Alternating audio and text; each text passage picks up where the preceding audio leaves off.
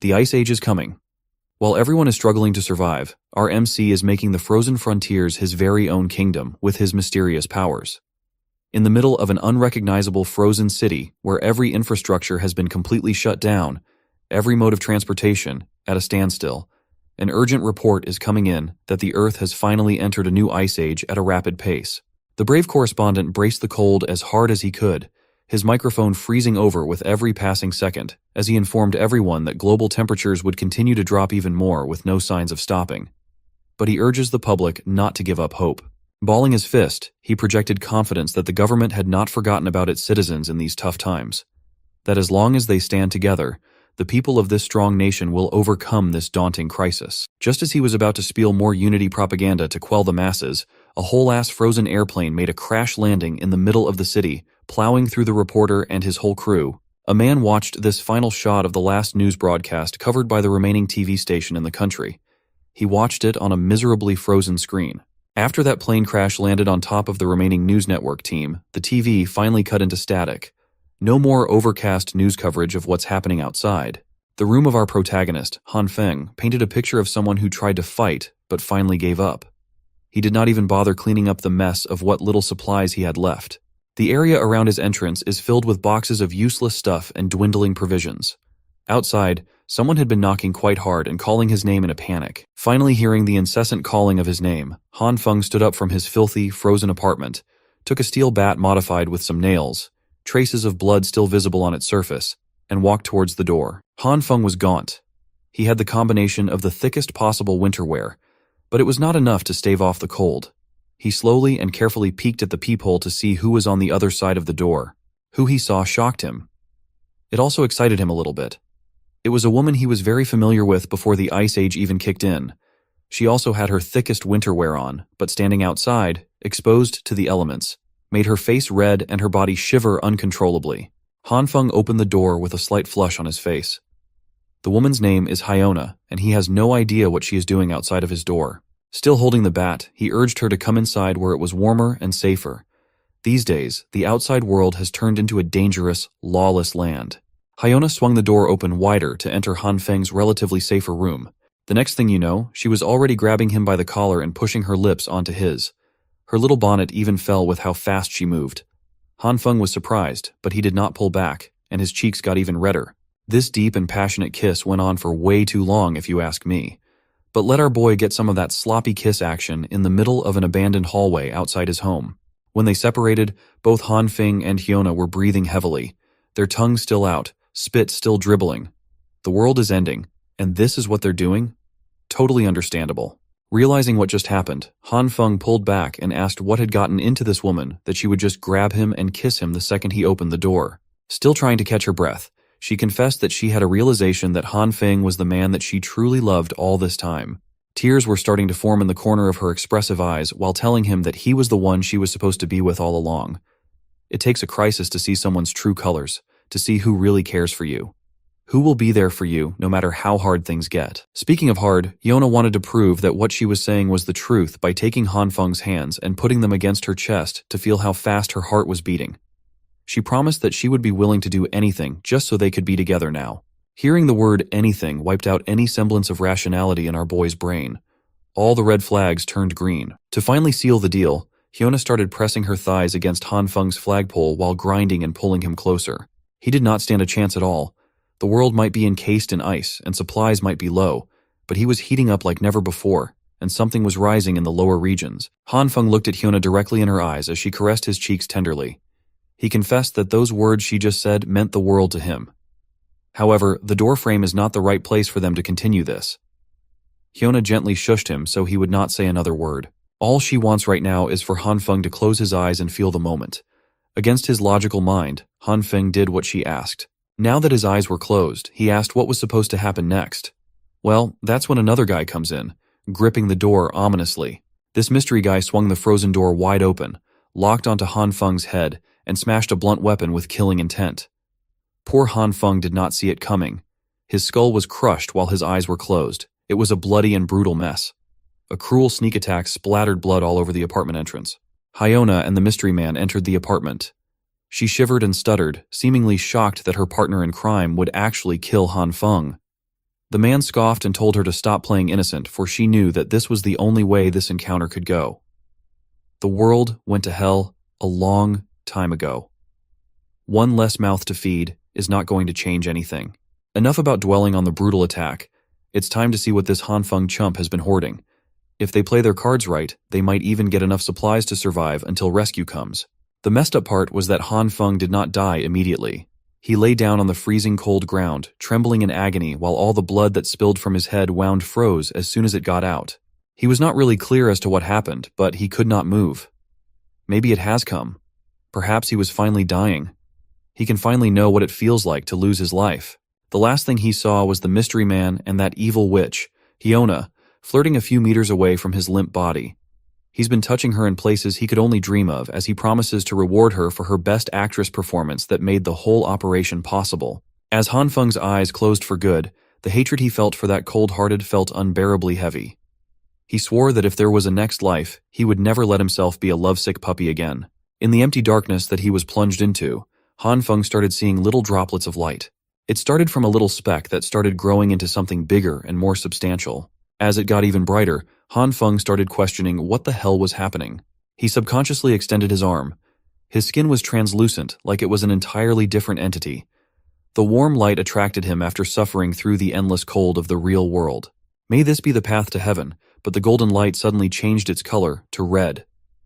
Now, what kind of heaven has this crimson color? After being baited by the golden light and trying to reach out for it, Hanfeng, or at least an abstract construct of his body, felt his limbs getting shredded like he was being put through a meat grinder. Nothing goes well for this man. It did not take too long for the crimson light to cover his entire body as he let out a miserable scream of agony. His translucent frame disintegrates piece by piece. The dark nothingness was filled with his scattered essence, and Hanfeng was gone. Still feeling the pain of getting ground and deconstructed atom by atom, he woke up in a cold sweat, screaming for his life.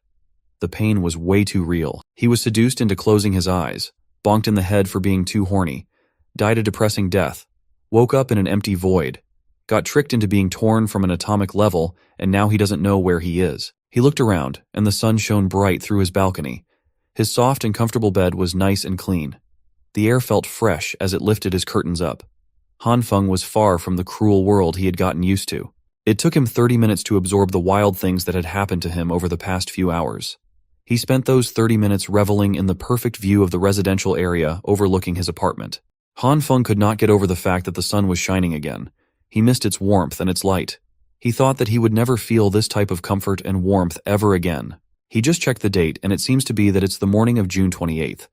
As far as he could remember, the Ice Age apocalypse will start on July 15th. He was supposed to die after being ambushed, but he was somehow brought back in time half a month before the end of civilization. In other words, he has been reborn and given the ultimate second chance. Aside from the memories he retained from the previous timeline, there is something different this time. Something strange was happening inside his body, and it might have manifested in his hands. Ever since he woke up, there's been a red glow wrapped around his right hand the whole time. He tried wiping it off, waving it away, but nothing made it disappear. It doesn't hurt. It just feels warm. It did not seem to do anything else aside from the light, and he thought that he was just imagining things at first.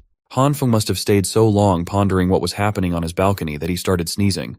As he wiped his nose of the mess, he noticed that the red glow in his right hand had mysteriously turned to a green one. Then something happened that made him panic. The hand that was wrapped around by the green glow started getting bigger, growing in length as if his bones, flesh, and skin were stretching out.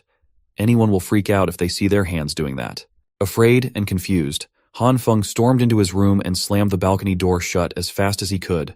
He managed to make it inside before anything more drastic happened. He was huffing and puffing for air, but the hand seemed to have turned back to normal. The green glow was still there, though, lingering and seemingly inexhaustible. Hanfeng looked at it helplessly. There were beams of light shooting out of his hand. How would modern science even justify or explain a mysterious phenomenon like this? After the lengthening incident outside, now it's shrinking very slowly. The green light seems to be an erratic thing. It shrinks and grows unpredictably, not like the stationary red one at all. But that's still a mystery too. Sitting down on his couch, Hanfeng suddenly felt a pang of unbearable exhaustion. He hasn't done much aside from running back inside, but he feels drained. This might be connected to the green light. Frustrated, he started swinging his arms all over the place, trying to get a semblance of a clue as to what this really was. Then it hit him. Isn't this just like those manhwa stories that he loves to read? He immediately sprinted to the kitchen and grabbed his sharpest knife. In those manhwas that he loves, the protagonist always starts their stories by being reborn. Just like them, maybe he will gain cheat-like powers. He wanted to test this out by grabbing the coolest thing he could imagine and posing with it.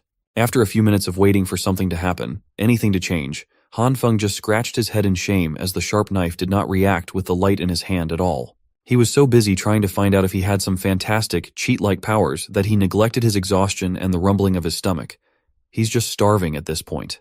Unfortunately for him, the Han Feng of the past, who's clueless about the coming apocalypse, is a lazy bastard who does not even have a single piece of edible food in his fridge. This was getting bad. He had never felt so hungry before. If he does not eat something soon, he will most probably pass out at any second now. He turned his attention towards the living room, where a clear jar of soybean snacks was just sitting quietly.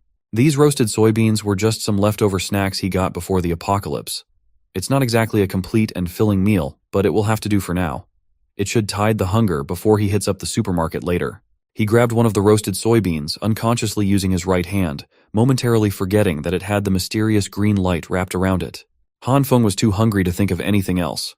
So, he tossed the soybean right into his mouth, hoping to get some type of food into his system. As soon as the bean hit his tongue, a smoky explosion occurred right in his face. The fog it created almost covered his entire upper body. Much to his surprise, he was now munching on a beanstalk. It looked as though the roasted soybean had sprouted inside his mouth. He could feel the roots on his tongue, and the stalk itself extended outward. He pulled it out, and the plant left an earthy taste in his mouth. Out of all the bizarre events he's been going through lately, this might be near the top. He was just about to snack on some roasted soybeans, and now this happens. Moreover, he does not feel tired anymore.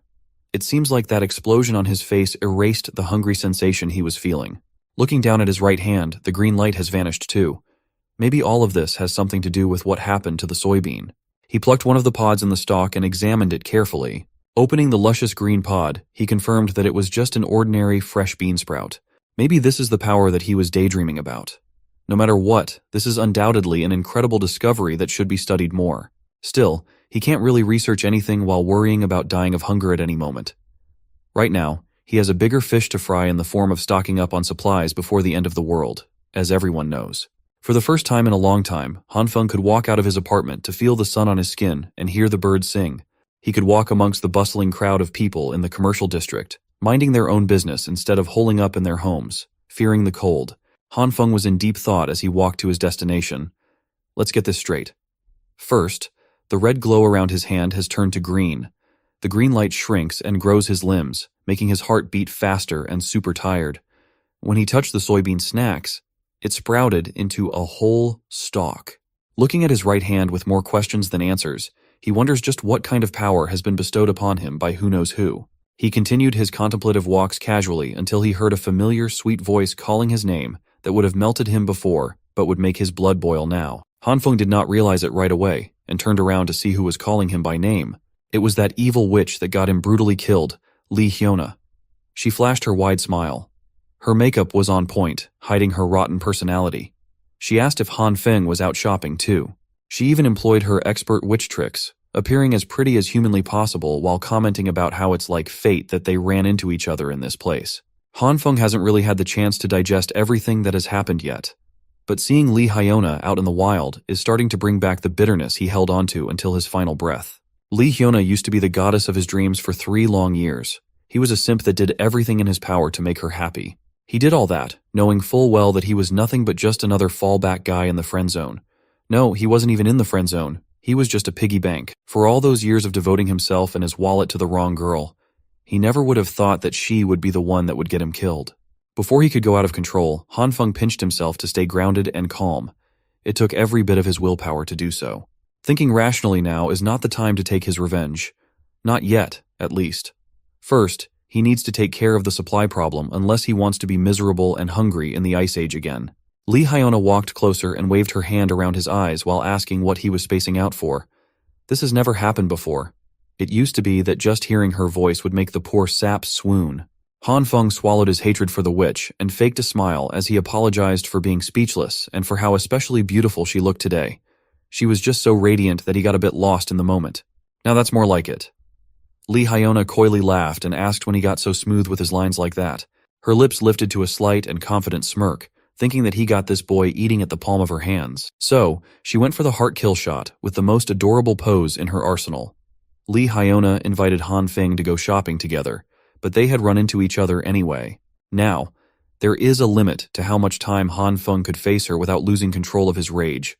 So, he just walked on and apologized that they wouldn't be doing any shopping together today. Lee Hyona was stunned. This was not how it was supposed to go down. She was supposed to get some free stuff from a pathetic simp. While walking in the other direction, Han Feng couldn't help but praise the girl's technique. But he won't fall for it. He won't be used as a personal ATM again. He's not that foolish anymore. So, he went straight to the spot where he could get everything he needed. Waldemar Shopping Plaza. This Waldemar in A City is the most extensive and most well-stocked supermarket in the eastern region. It's like Walmart. But that brand's copyrighted. Of course, when the Ice Age hits, this place will be cleaned out overnight. Back in the previous timeline, nobody ever found out just who did it and how. Han Feng had already started his shopping spree and filled up one cart with goods. He needs to stock up as much as possible before society crumbles under the sheer cold. He consulted some internet forums about some generic apocalypse survival guide, and it was surprisingly helpful. Scrolling through, he listed down the things he'd need, like food, winter clothes, medicine, daily necessities, fuel, tools, transportation, and even weapons. There's a lot to prepare, but he was so pumped to get some supplies that he forgot to take the more significant problem at hand. His personal wallet's current balance was a measly 15,000 yuan, equivalent to a little more than 2,000 USD. How was he supposed to secure a safe and comfortable life in the icy apocalypse with only this much? He's going to need a lot more cash for everything that he will need. At that moment, a message notification popped up on his phone. A notification that might be heaven's way of telling him to calm down. The message came from an organization called Money Jar Loans, congratulating him on his approved eligibility to take out a loan up to 168,000 yuan, or a little more than 23,000 USD. A light bulb dinged inside his mind. There was no need to panic when it came to funds. How could he forget that the convenience of technology had brought him an infinite money glitch? There are dozens of money lending apps that require minimal requirements to get a loan approved for those who are desperate for cash. They're incredibly predatory, but burying himself in debt doesn't matter, as he won't have to pay them back after the apocalypse goes into full swing. Out in the commercial district, some lady was angrily kicking an empty soda can on the curb. She's obviously upset about something. It turned out to be Lee Hyona. She looks like she is not in the best mood at all. Her eyes were full of toxic vitriol as today, one of her many simps dared to refuse to take her shopping when she got all dolled up to get spoiled. She was seriously pissed off that Han Feng would just take off like that without letting her deplete his bank account like a worthless leech. She started insulting the guy in her mind for being a pathetic loser who doesn't even own a car. Lee Hyona vowed never to be nice to that simp again. Her angry walk was interrupted by some loud honking coming from the car coming up on the road. Curious, she turned around to see what's up. It looked like a brand new truck straight out of the dealership. It was still shiny and premium looking. Han Feng was lowering the windows in the driver's seat. He just pulled up to greet Hyona as he just happened to pass her by while she was doing a walk of shame along the commercial district. Seeing the new wheels, Hyona's vow to never be nice to Han Feng again has seemingly melted out of her mind. All she saw were brand new leather seats and the smell of cash. Han Feng hopped off. When asked if the car was his, he answered affirmatively, adding that he just got it earlier.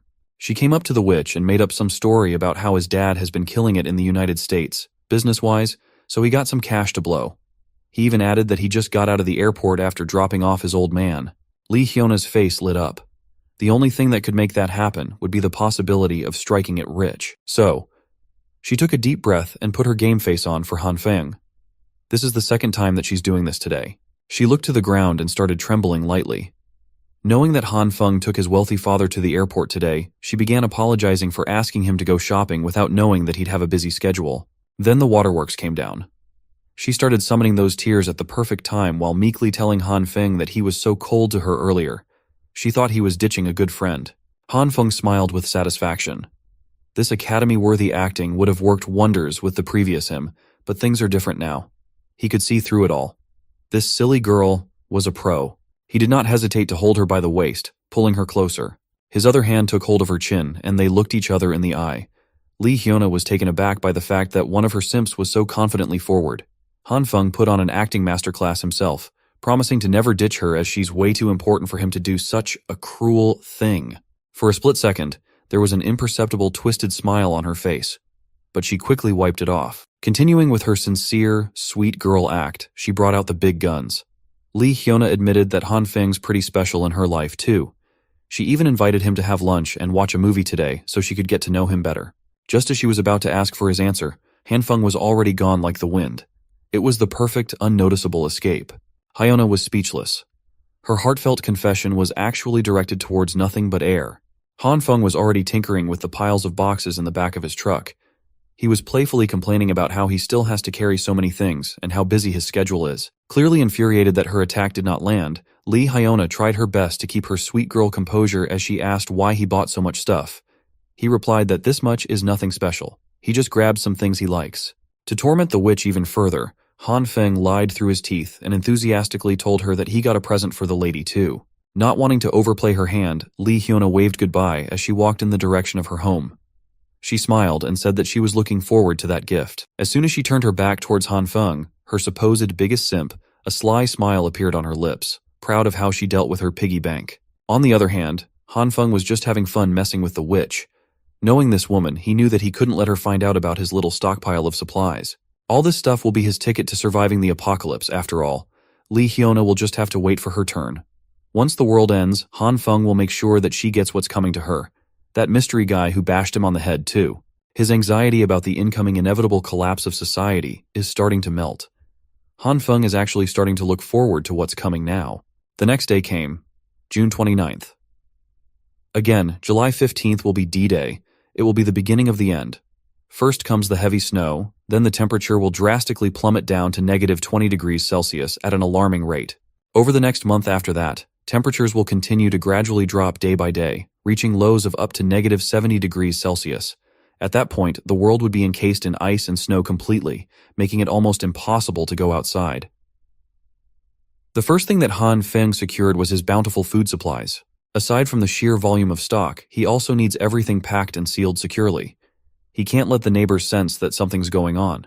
They can't suspect that he's hoarding copious amounts of food. This was tiring work.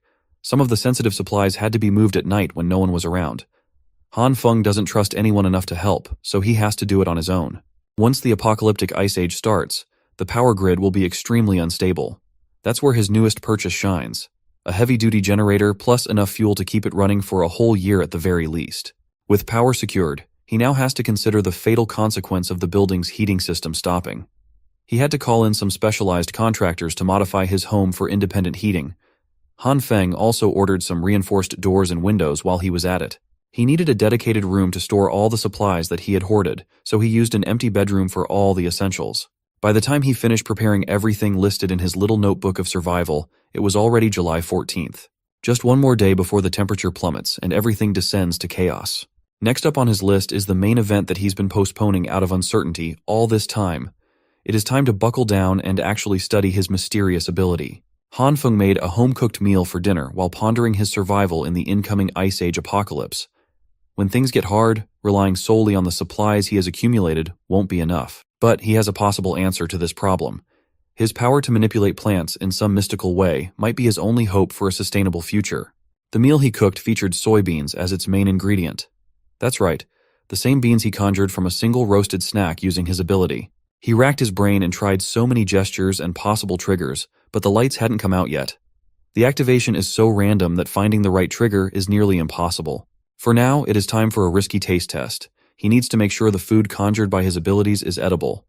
Who knew that trying some beans would be so nerve-wracking? Han Feng got through half the plate of his beans with no apparent problems at all. Even the soy milk passed the taste and safety test. While chewing on his lunch, the confirmation that his ability could provide edible food was game-changing. At least this proved that he has the ability to theoretically spawn food. The next step is the harder and more trial-and-error-based one. He needs to figure out how to actually use the red and green lights and make them appear according to his will. So far, he has only tried it on soybeans, but what would happen if he could use it on other things? Opening his newly stocked fridge, Han Feng steeled his resolve to experiment and see if his ability would work with other plants too. The testing period stretched from midday until the sun was about to set. Han Feng did not know that as he passed out in the middle of experimentation. As he slowly opened his eyes, he noticed that he was gripping something tightly in his right hand. A green vegetable of some kind, a massive broccoli. Slowly getting up from the floor, He could not be bothered by the absolute mess that was in his kitchen, as the pain in his head was hellish. It felt like something was pounding from inside his skull. He has to take note of this sensation in the future. This power of his takes a severe toll on the mind and the body, and it cannot be used without restrictions unless he wants to pass out and wake up with a migraine every day. After getting up, he immediately got a spoonful of his beans to refuel again. He might have pushed himself to the limit today, but at least he learned something vital about this mysterious ability of his. A few hours ago, before he blacked out, he neatly arranged a diverse selection of produce on the kitchen floor. He tried using his power on a bunch of them after he managed to activate the green light.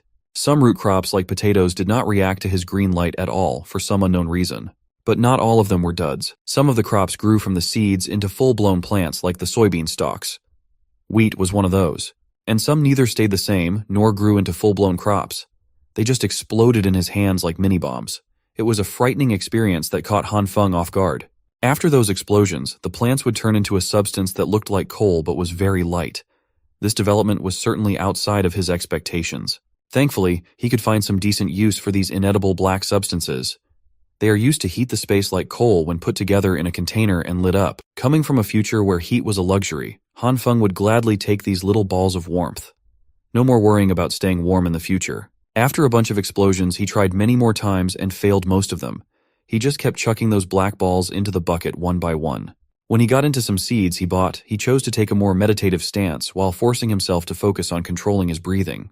After a few minutes of intense concentration that left him sweating bullets, he finally got the most significant success in this experiment. A gigantic broccoli shockingly appeared in his grasp. Before his eyes gave out and his consciousness went lights off, he remarked that the success rate of this method was still way too random. Then his body hit the floor. Thankfully, he was sitting on the tiles already, so the fall wasn't too bad.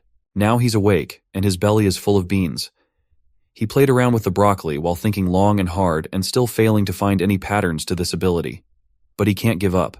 There has to be some kind of principle behind how this ability works. There are still too many unknowns, but he made some decent progress today. At least now he has some understanding of the activating conditions of the lights. Who would have thought that the key to activating the bizarre skill lies in his very own consciousness? All he has to do is enter a meditative trance. His method involves imagining himself out in nature in his bare form, free from the constraints of human civilization. In other words, buck naked. In his mind palace, he walks on the ground with bare feet, his soles making direct contact with the soil where life grows. Sunlight kisses his skin as all life around him harmonizes. Just like Adam in the Garden of Eden, his body and mind are both part of the natural world, a peaceful resonance of all that has life. Once he enters that state of mind, he slowly opens his eyes and a familiar green glow appears once again. This ability of his is directly connected to his consciousness. Working from that concept, he could freely call on the green light. Now that he's done with all the plant samples with a low success rate, it's time to move on to a different type of specimen. The target of the second experiment would be all kinds of meats this time around. So he slowly brought his right hand wrapped with the green light towards a juicy slab of meat. He already half expected it, but it's still disappointing that there were no reactions at all. Maybe the green light only works on plants. Thinking that the gentle approach might not be effective, Han Feng grabbed his meat and squeezed hard while praying that his right hand would work its magic. After a few minutes, he had to accept that nothing would happen. You could see the defeat and dejection in his tired eyes. That was when he thought of the sensation he felt while meditating. In a trance, he could sense two distinct colors, the red and green lights. Throughout the experiments, he hasn't tried using the red one yet. Grasping the primary trigger function of his ability, he only has to concentrate on bringing that red light out of his consciousness. While still holding the meat, he closed his eyes and tried to reach for the other ability lying dormant inside his system. After a little while, a spark of red light finally made an appearance on his right hand. With that initial spark, the glow swiftly wrapped around his hand. Surprisingly, it also wrapped around the piece of meat. It looked like it was creating some sort of bubbling reaction at the meat's surface. A few seconds of intense concentration later, Han Feng opened his eyes to a putrid pile of hardened dark red sludge that looked like it came right out of hell as the red light subsided. He immediately threw that vile thing on the ground out of sheer disgust. You would undoubtedly do that too, in his position. Realizing that this disfigured sludge might provide some valuable insights, Han Feng crouched on the ground to observe it. He poked the thing, and it was a little squishy. So this is how meats would react to the red light. It might look revolting, but the texture and overall feel point towards the possibility that the meat got cooked or something. Was this really all the red light can do? Heat things up, Stoves and pans could do the same thing, and they could produce more appetizing meals than whatever the hell this is. Han Feng refuses to believe that's all there is to it. Upon using his consciousness to trigger his abilities a fair bit amount, he could understand his capabilities on a deeper level. If he were to describe the red light sensation, it would be like a disintegration process. His next meat experiment looked a lot better than the first one. But if that's the case, understanding the underlying concepts of these two lights might be easier than he initially thought. He grabbed a bunch of soybeans from his bean pile and gripped them hard in his right hand. In his left hand was the red light and the cooked up meat. If the green light represents the evolution of matter, then the red light is the opposite, which would be disintegration. Since he's already testing out some confusing concepts, what would happen if he combined the green light grasping beans and the red light grasping meat? The result was an even bigger reaction than he was expecting. The combination produced a bright, blinding light between his hands. When the lights died down, it was revealed that his meat got a lot bigger as a result. The meat had been supersized, but where did the soybeans in his right hand go? Could it be that the two subjects merged together, producing this giant slab? Han Feng meticulously inspected the big meat. No matter how you look at it, it's undeniably incredible. It looks, feels, and smells exactly like real meat, but even fresher somehow. Gaining some confidence that he's getting a lot better at this superpower thing, he decided to go for some more experiments. After a few hours, he was back to square one once again. His kitchen floor was filled with charred remains of meat and crops. He frustratedly threw a tantrum, and everything he tried failed miserably. Getting all that exasperation out of his system, Han Feng sat up and took a deep breath. He'll just pause the experiments for now. He can always just take his time to figure out its deeper intricacies later. Anyway, today was still a productive one, even though he ended it on a bitter and charred note. Han Feng can already see the future if he can just successfully master this mysterious power. There's no doubt about it. With infinite resources, he would be the man standing at the pinnacle of this post-apocalyptic world. It's his dream, so he could put some sweet muscles in his image. Speaking of power, he might have forgotten one of the most important aspects of survival. Food alone is not going to cut it in the coming days. He will be completely vulnerable with all this loot if he doesn't have a decent weapon to defend himself. He swiftly took the various crops littered around his floor. He has to hurry and find himself a weapon before the temperature goes on a nosedive. Looking out the window, it seems like the initial stages of the apocalypse have already started. Snow is beginning to fall from the skies. It's here. The public might think this is just a typical snowy evening, but it's not. Just like the previous timeline, it really is happening. The collapse of modern civilization is commencing. Heading outside, Han Feng fears that the temperatures will drop to 45 below within the week. He needs a gun, and fast. But buying a gun in this country is illegal, and he doesn't exactly have any connections to the criminal world. That's when he overheard a scandalous man yelling and boasting that he's a construction guy with millions riding on every project. The dude was bragging to a passerby that he knows the infamous Lao Wang from the Shigang Lida group. They're so close. They're practically brothers. Han Feng thinks he's seen this thug before. A dumbass with an exaggerated fashion style, blinged out with jewelry of questionable authenticity and over-the-top streetwear. A guy who offers everyone cigarettes for some reason. Around this area, people refer to this bleached-haired, cigarette-loving thug as Homeless Joe. Homeless Joe's real name is Li Ziyi. He likes it when people call him Brother Li, and he lives in Han Feng's neighborhood. He's reputed to be in charge of contracting projects and knows everyone around the area. If you offer him some cigs, he won't accept any other brands as he only smokes Huazi. Other brands make him cough. He's always helping his big brother with projects and looks forward to going to saunas. In reality, this bum does not have a proper job, but he always acts so busy. You often see him walking around while on a call, shouting out deals worth 20 million or 10 million as if he wants everyone to hear how successful he is. The guy is a deadbeat, but Han Feng can see that maybe Homeless Joe has the necessary connections to get what he so badly needs. So, he approached the thug, referring to him as Brother Li and saying that it's been a long time since they have seen each other. Han Feng waved with an awkward smile as he was uncertain how this guy would respond. Brother Li annoyedly asked if they knew each other as he walked closer. Being younger than Li, he introduced himself as Xiao Han, kind of like saying little bro. He swore that they'd met a while ago, so I must have forgotten. The thug complained that he's been swamped with work lately, so he can't be blamed for his bad memory. But he was pretty receptive to talk. Han Feng was being overly cautious as he was about to ask for something very illegal. He surveyed the area, looking from left to right to make sure that no one could hear what he was about to say. Then, he came up to Brother Li and directly asked for the weapon that he needed to defend himself in the coming days. Li jumped in fright and asked what he would need a gun for. That's not a good sign. Feeling like a guilty criminal, Han Feng still had to push through this as he couldn't think of anyone else who could help him with his problem. Li started speaking seriously, wanting to clear something up before they got any further. He insisted that his organization does not engage in any illegal activities and that guns are serious business. He hinted that he had the connections for it, but he was not one to mix ordinary people up with something dangerous. Han Feng pushed the thug's questionable Louis Vuitton bag out of his face and insisted that Brother Li got it all twisted. He was just inquiring about some firearms for self-defense, as he has been involved in some nasty personal grudge. And so, Han Feng started lying his ass off with a story that he was making up as he spoke. According to him, one day while riding his bike to work like usual, he ran into an old man who was just spitting everywhere on the bike line. It was so gross, and to make matters worse, the wind carried one of those disgusting globs of spit right into Han Feng's face when he was just minding his own business. Angered by the revolting old man, Han Feng threw his bike to the side and confronted the old man. What did the bastard do, you ask? The asshole decided to spit on him again while he was airing out his grievance. He could not take it anymore and brought down some street justice on the disgusting old man. He gave the guy a good old beating in the middle of the road, with everyone watching on the sidelines. As the old man left with his clothes tattered and his face messed up, the bastard swore that he would get back at Han Feng for this humiliation.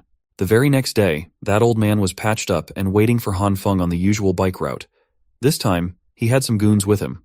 They beat Han Feng up quite badly and threatened to do it again if they ever saw him anywhere. His clothes were a mess, his face was bruised, and his body was wounded. He has never been so humiliated in his life. That is why he wants a weapon for self-defense. That's the long and short version of it. That's the story he could come up with on the spot. And it looks like it was a very effective one. Brother Li was fuming in anger as he imagined the nasty old jerk spitting on the road and hitting Han Feng. Such uncivilized behavior should not be tolerated. That's not really the point of Han Feng's story, but at least he's getting somewhere. Brother Li tapped his shoulders and assured him that this vendetta would be taken care of. He assured Han Feng that he's got our boy covered. He will just make a call to his big brother right now and they'll fetch that gun. Han Feng was starting to doubt if he made the right decision in approaching this guy. With all that tough talk, Brother Li invited him to go to the station and hop on the bus with him. His excuse was that his Panamera was being serviced in the shop, so he couldn't drive to the headquarters. Han Feng assured him that transportation wouldn't be a problem. He has his car parked right to the side, after all. The brand new vehicle immediately caught the eye of this hype beast bum.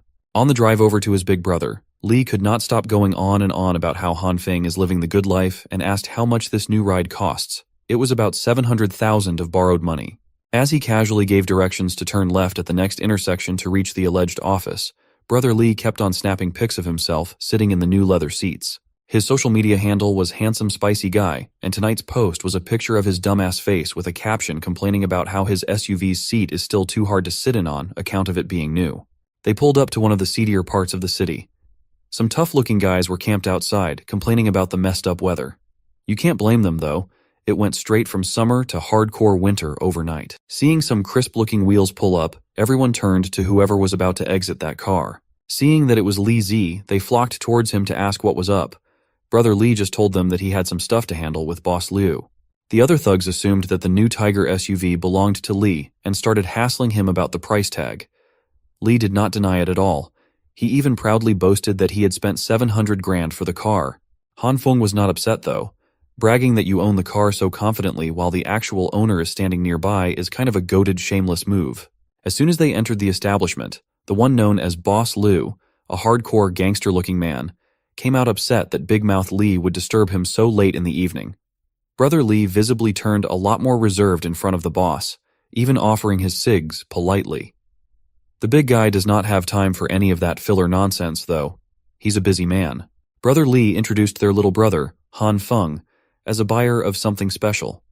A gun. Boss Liu wanted to confirm if he heard that correctly. As soon as the big boss looked him over, Han Feng froze up in fear. He wasn't sure what would happen if he made the wrong move or said the wrong thing. Boss Liu just stared at him silently, cigarette in mouth, seemingly scrutinizing him from head to toe. Then the big guy cracked a smile. He was quite disappointed that Han Feng only needed a lousy gun when he was expecting something more interesting. He gestured towards one of his henchmen, Cheng Zi. The henchman already knew what to do and rummaged through his jacket pocket. He tossed a pistol on the table and Boss Liu quoted a price. 6,000 for the handgun, easy to conceal and reliable. Han Feng humbly rejected it as he was thinking more along the lines of something a little longer and bigger. He was not looking for some low-caliber pea shooter. He wanted something that requires a scope to fire. Boss Lu's expression turned grave as he stared at Han Feng intently. Our boy might have crossed the line unknowingly. He immediately shut up as if he just swallowed his tongue. The big guy started yelling about how unrealistic it is to demand a freaking sniper rifle like it was nothing. He's running a discreet business here. This is not some goddamn shopping mall where you get to pick and choose what kind of illegal product you get. Boss Lu's final offer is the pistol on the table. Take it or leave it. Brother Lee had to run some interference to try to calm the boss down. His idea of convincing the big guy to listen was to invent a backstory for Han Feng on his own. A made-up story that allegedly happened 5 years ago involving Han Feng's non-existent wife. Lee is quite a mouthy but talented storyteller. Under the relentless downfall of snow, the boss listened to his lies all the way to the end. The story must have been phenomenal, as Boss Lu was so angered that he almost snapped the table in half. He kept repeating how disgusting those who had wronged Han Feng were. Apparently, Han Feng had 3 kids with a non-existent wife, but it turned out that none of them were his. Han Feng just stood there and went with all the lies. Even for someone nicknamed Homeless Joe, this ridiculous story was too over the top, but it worked. Boss Liu gave his personal guarantee that Han Feng would get his sniper rifle as soon as possible. He promised that he would personally make it happen, but it might take a few days. Once again, the henchman Xiangzi will be arranging everything. Boss Liu wanted something semi-automatic with loads of ammo too, so Han Feng could have what he needed. It's unexpected, but Brother Lee definitely came in clutch. The big guy also handed Han Feng the handgun. He wanted to give it for free. A gift from one man to another. Han Feng was speechless. The made-up story was so good that the boss had formed some kind of one-sided bond with him. Now that it was taken care of, the big guy got back on his phone to take care of his other, more pressing businesses. Before leaving, Han Feng wanted to return the favor a little bit. He stated that a buddy of his who works for the government had told him that due to the abnormal weather, purchase limits for supplies will be implemented soon, so it's best to stock up before that happens. Seeing the serious look in the young man's eyes, as if he actually knew what he was talking about, Boss Lu could not help but take the tip seriously too. He nodded in understanding and remarked that he got it. And so, Brother Lee and Han Feng exited the center of the city's underbelly with one firearm secured. On the way back, Lee could not stop bragging about how he handled business like a boss, and it went beautifully. Now that his big brother, the big boss, is in a good mood, they could even ask that guy for a cannon, and he'd say yes. Han Feng wanted to thank the thug by buying him some cigarettes. Brother Lee tried to be humble and insisted that he did what he did just to help him, but he would gladly take about 7 to 8 cartons of his beloved Huazi cigs. He even promised to take Han Feng to a sauna once he got paid for his so-called project. Our boy was already thinking about his next logical move. Supplies are secured and the weapon is obtained. He should be set for the early days of the apocalypse, at the very least. He can focus on studying his abilities. Fully solving the food problem would make his long-term survival chances skyrocket. He was so absorbed in his own world while walking that he didn't notice an icy part on the ground and slipped. Han Feng was so concerned with survival that he failed to follow one of the ironclad rules in the upcoming ice age. Do not get injured. He fell quite badly. His leg must have absorbed the impact of the slip and had been damaged severely. Brother Lee didn't know what to do as he ran towards his new pal's side. This is bad. From the sharp pain he was feeling and the awkward landing, there was a very real possibility that his leg was broken. He shakily took his car keys out, handed them over to Brother Lee, and requested to be taken to the nearest hospital as soon as possible. Lee just scratched the back of his head and admitted that he actually doesn't have a driver's license, insisting that he can't drive without one. But it's safe to say that this bum just can't drive, period. At least he didn't leave Han Feng on the floor to writhe in the pain of a broken leg. He offered his shoulders to lift Han Feng up, but he struggled hard to do so. Both of them wouldn't make it to the hospital alive at this rate, so Han Feng just called a taxi that he had to pay for since Lee is a broke bastard.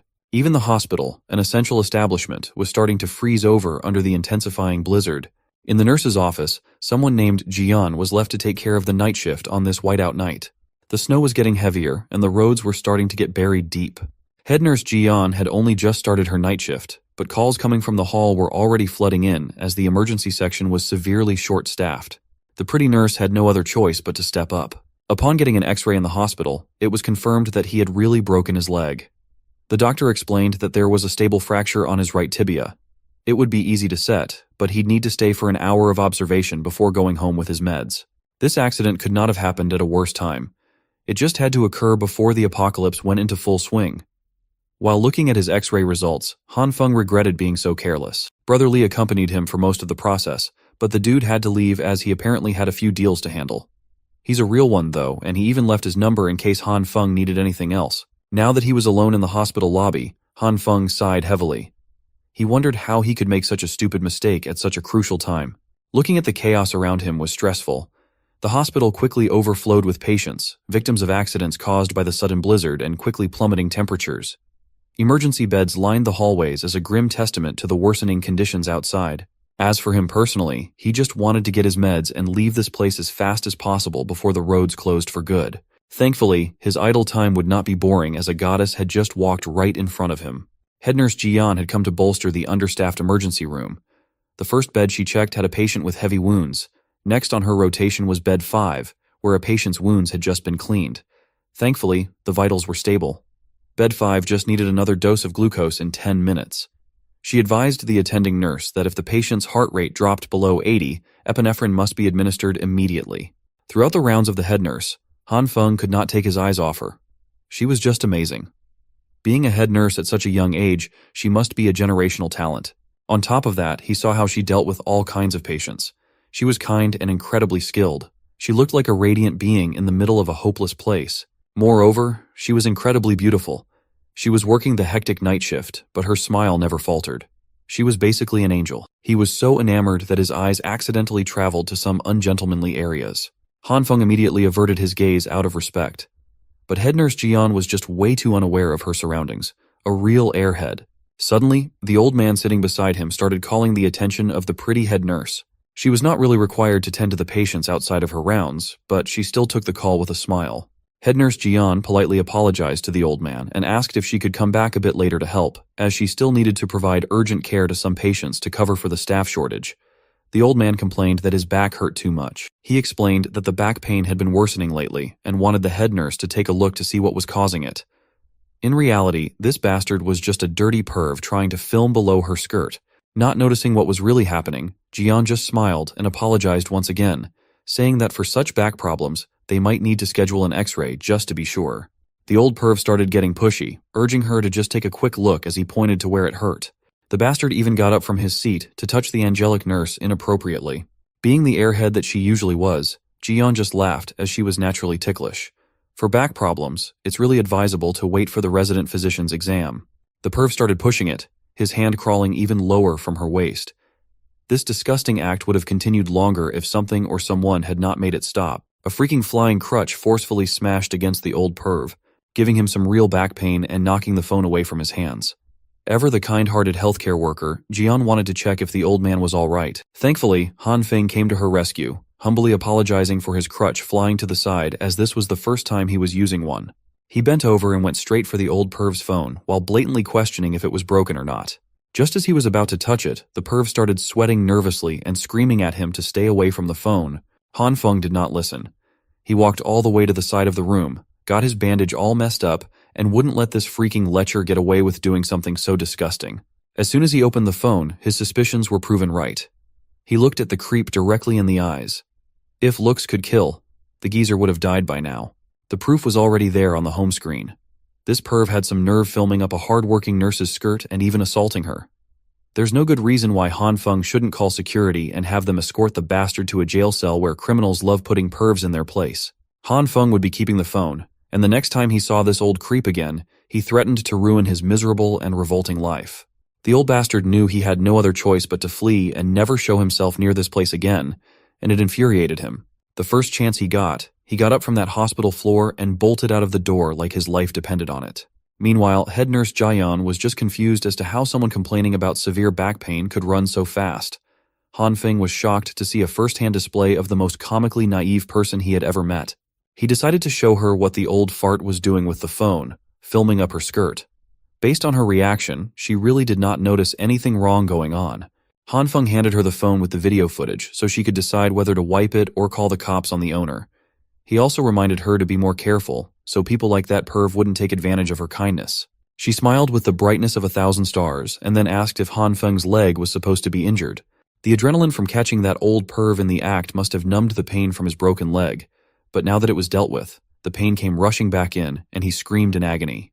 Thankfully, head nurse Jian was an expert when it came to mending these types of injuries and quickly set the casting back in place. She looked at him and asked if it still hurt. Han Feng thanked her for dealing with his broken leg, and now it didn't hurt at all. At that moment, it was as if only the two of them existed in the crowded room. Jian returned the gratitude as she promised to never let such bad guys get away with messing with her anymore. She would punch them really well from now on. Han Feng just wanted her to be more aware of her surroundings. Seeing as she was letting his broken leg and feet touch her front pillows, it seemed like she had not learned anything at all. She was still as clueless and unaware as ever. While Han Feng's head was in the clouds, another nurse called for Jian as her help was needed on the emergency beds. Before going back to her rounds, the angelic head nurse reminded him not to forget to come back in a week to get his leg checked again. Han Feng promised that he would, but making any plans a week from now was unrealistic. He just smiled, helplessly, for only he knew what was really going on in the world. He took the crutch that he smashed against the old perv and limped his way out of the hospital. Han Feng just accepted the fact that he wouldn't be able to see her ever again. The next day came, and the blizzard had not stopped. It had gotten even stronger instead. It had essentially frozen all infrastructure and services, making just going outside a dangerous challenge.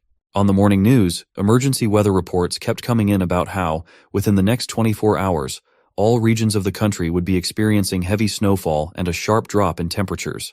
Bizarre reports from overseas correspondents showed that temperatures were plummeting in every corner of the world. Dubai, Egypt, the Amazon basin, and places that should not be experiencing this type of phenomenon were seeing their land masses buried in thick blankets of snow. The nation's experts, along with specialists from 46 other countries, were rushing to the United Nations to discuss the cause of the anomalous weather. Every network kept echoing that the experts said this severe cold snap wouldn't last too long. They always ended their news reports with a public service announcement to pay attention to disaster warnings and follow arrangements made by the local government. They kept reminding citizens to remain calm, avoid spreading or believing in unfounded rumors, and refrain from hoarding supplies and panic buying, as the disaster would soon pass. Warm, cozy, and sipping wine inside his decked-out home, Han Feng clicked his tongue.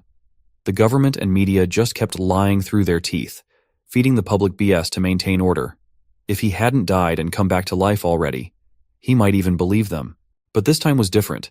He was well prepared for everything that was about to come. Supplies were fully stocked, the house was reinforced, and the heating system was working flawlessly. He had been so well prepared that there was nothing to worry about for the immediate future. His phone started buzzing incessantly with messages from the Happy Housing Complex residents group chat, discussing the weird weather and how the snow was already making the roads unusable. Everyone was clearly clueless about what was happening, but not the member nicknamed Mysterious Person. Whoever this was demanded everyone's attention to inform them that the snowstorm wasn't caused by normal weather patterns, but by something within the Earth itself. Mysterious Person proclaimed that everyone should heed his words as the Ice Age apocalypse was about to begin. No one was more shocked after reading those messages than Han Feng. Who the hell is this mysterious person, and how do they know anything about the apocalypse? I guess we'll only find out if you like and subscribe. After seeing the enigmatic messages from the mysterious person in the housing complex group chat, Han Feng made a mental note to be mindful of this guy.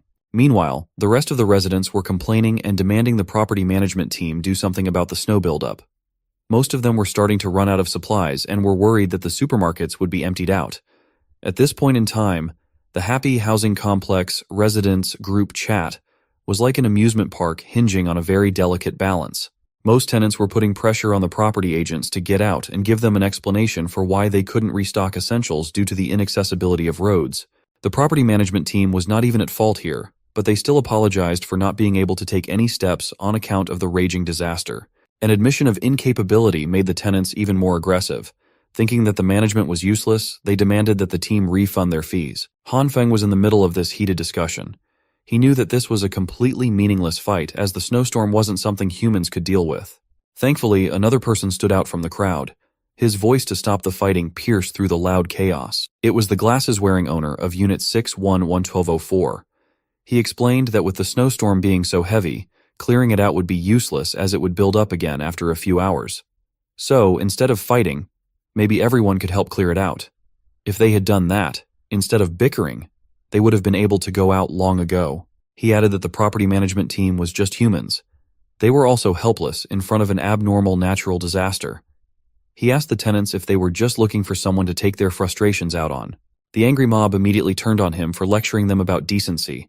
They even accused the Glasses guy of being one of the useless members of the property management team. Glasses cleared up that he was not speaking on behalf of the property management team. He was just speaking objectively and realistically. Pushing management into a corner would be meaningless and would only prolong the problem. It wouldn't get them the result everyone desired. Now that he put it like that, the people turned to Glasses for the next move. He asserted that with the current conditions, driving a car to the supermarket would be impossible. Even if they cleared the neighborhood snow, the main roads outside might be unusable. He suggested clearing footpaths and walking over for supply runs. Han Feng couldn't quite put a finger on it, but he seemed to have some recollection of this Glasses guy, owner Zhang. In the previous life, he was a very lively person. You could see his charisma working on the group chat. Some of the tenants agreed with Zhang's suggestions, thinking that they shouldn't complicate the matter. Those who wanted to go out should clear the roads.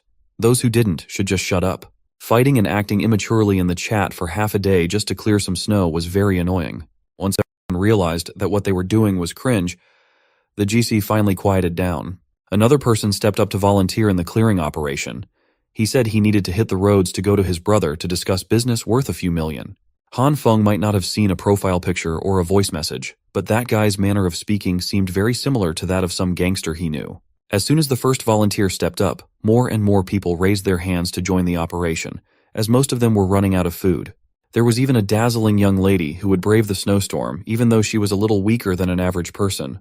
As for that witch, Li Hyona claimed that she had the flu over the past 2 days, but she would still love to go down and help with the neighborhood. Han Feng was unimpressed, to say the least. He might be the only one who could see through the good girl act. Most of the men in this neighborhood knew her and would fawn over her. Some white knight immediately butted in and insisted on volunteering for her sake. When a decent amount of her fans stepped up to the plate, she thanked them for going through the trouble of cleaning up a footpath. Tired of this BS, Han Feng got out of that group chat with annoyance. But he had to admit that when it came to putting on an act, Hyun was really an expert. With just a few taps of a button, she could manipulate multiple men to do her bidding. As for Han Feng, Li Hyona was using a little more personal touch. She had been bugging him to chat. Ultimately, she just wanted him to get her some food from the supermarket if he was going. She really was a master of her craft. Her innocent request was accompanied by a cute photo in her bed. She even had her feet in the frame for all the freaks out there. Han Feng was actually very impressed with the commitment. In these catastrophic weather conditions, the witch was still wearing so little to try and seduce him. She could really turn a lot of men into errand boys with that. Now was the fun part. Han Feng could reply to her advances however he wanted. Well, whatever he sent back must have been some awful crap, as Li Hyona tossed her phone and stepped on it hard in anger and annoyance as soon as she saw it. Today would make it the third official day since the snowfall started. The temperature had reached -20. This could be regarded as the early stage of the apocalypse, a time when most buildings of decent quality still had central heating systems running. They still had the internet, and everyone was still going on with their daily lives as usual. They just needed to stay inside, just like COVID times. Han Feng had been scrolling through videos and TikToks to pass his time as well. Based on his page, it looked like we had a certified man of culture. It had only been a few days, and he was already getting bored with the mindless indoor activities. It looked like his most significant problem in this apocalypse would be learning how to endure loneliness. It also didn't help that his leg was a broken mess. A broken bone would need at least a few months to completely recover. Just like us, Han Feng's boredom always led back to watching videos on the internet. He came across a gruesome broadcast in the scientific column about a man who got into a brutal accident. After doctors sewed up the man who jumped from the 15th floor, they discovered that his damaged internal organs and bones started regenerating. This clickbait news story gave Han Feng an idea. It's one that he really should have come up with a lot earlier. Why had he not thought of using his newfound powers on himself? He activated the green light in his right hand and carefully touched his broken leg with it. After a few seconds of nothing happening, the green light started dissipating. Han Feng refused to believe that it was a bust, so he tried again. He activated the green light harder than he did before, but just like earlier, the light eventually died down with no change in his leg. It looked like he was just overthinking things. He really thought that the green light would be able to help his injury recover faster, but it seemed like the only thing it brought was irresistible sleepiness. Han Feng eventually succumbed to the heaviness of his eyes and took a nap on the couch. He woke up to some freaky-ass ceremony that involved goats and Native American headdresses. Under the transcendent light of the night skies, Han Feng rode on the back of giant goats with a bloody whip in his hands. Goat heads flew alongside him. In this freaky ceremony, Han Feng is riding at the forefront of a goat herd on top of a bloody red grassland. There are totem poles scattered along the land, and he is having fun whipping his whip all around the place. Well, that fun only lasts for a minute before he is tossed off the goat's back and into the herd. He eventually lands on the blood-red grassland, and he lands badly. His foot is at an awkward angle and a crack can be heard. It makes him shiver in pain. To come from the absolute freedom of riding goats in the grassland to being immobile on the ground is quite jarring. To make matters worse, one of the goats starts licking his broken leg. Disgusted, Han Feng tries his hardest to shoo the goat away from him and his unfortunate injury. He pushes the goat over and over again until the animal finally snaps. It extends its tongue like a frog, wrapping that slimy piece around his affected leg. Then the goat raises its head, and Han Feng's whole body comes along helplessly. While feeling the slimy saliva running down his leg, he also starts feeling the warmth of the green light wrapping around his injury. Han Feng eventually wakes up from that bizarre nightmare that involves a lot of goats. He is sweating and screaming. The dream is just too immersive. While he labors to catch his breath, he wonders just what caused that hideously messy dream. Well, the answer presents itself quite loudly. His broken right leg still has some leftover green light aura surrounding it. Furthermore, Han Feng senses a certain lightness in his limbs. He promptly takes off the bandage wrapping around his injury and tosses it to the side. Han Feng excitedly steps on the floor and carefully puts more weight on his right leg. He is pleased and surprised to confirm that the injury does not hurt anymore. He is fully healed for some reason. This should mean that the green light could also help with self-recovery, right?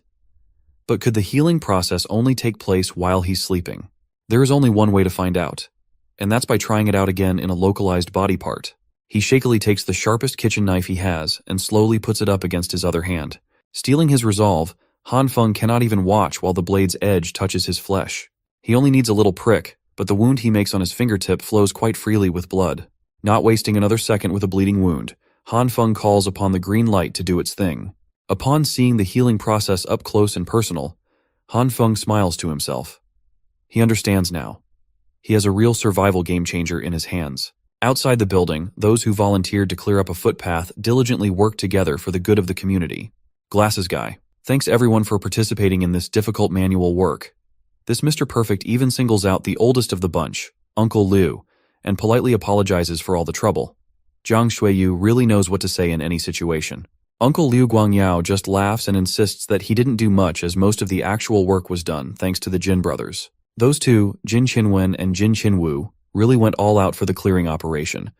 Some real hard workers. While they are busy finishing up the final touches, a young lady wearing a thick pink coat slips on the ice. The Jin brothers immediately rush toward the lady to check if she's okay, and remind her to be more careful. This pink girlie is known as Jin Jian. She's a real doer, unlike that witch Li Hyuna, who didn't even leave her room after playing sick. The Jin brothers still have a lot to do, so they just remind Jin Jian to call for them if she needs help. She assures them that she'll be fine. Well, the snow is getting heavier. Those who are planning to buy some supplies later will have to move quickly. Speaking of supplies, Uncle Liu is reminded of something that he noticed a few weeks ago. Uncle Liu stops himself from babbling, thinking that what he has to say wouldn't be anything significant, but Zhang Xueyu curiously presses him on. The old man has been hearing that for the past few days or weeks, an owner in the neighborhood has been bringing back supplies on a small truck, like he's moving houses. Zhang Xueyu thinks that this is a common sight, as there are always people moving into the neighborhood and houses undergoing renovations. But Uncle Liu got different vibes from this one. He saw gas tanks and a whole fireplace being shipped in. It's not normal for someone to move in or anything like that. It's just a hunch, but Uncle Liu thinks that the person was making preparations to get through a harsh winter. This conversation is interrupted by the Jin brothers, who have just finished clearing the main path. People should be able to go out now.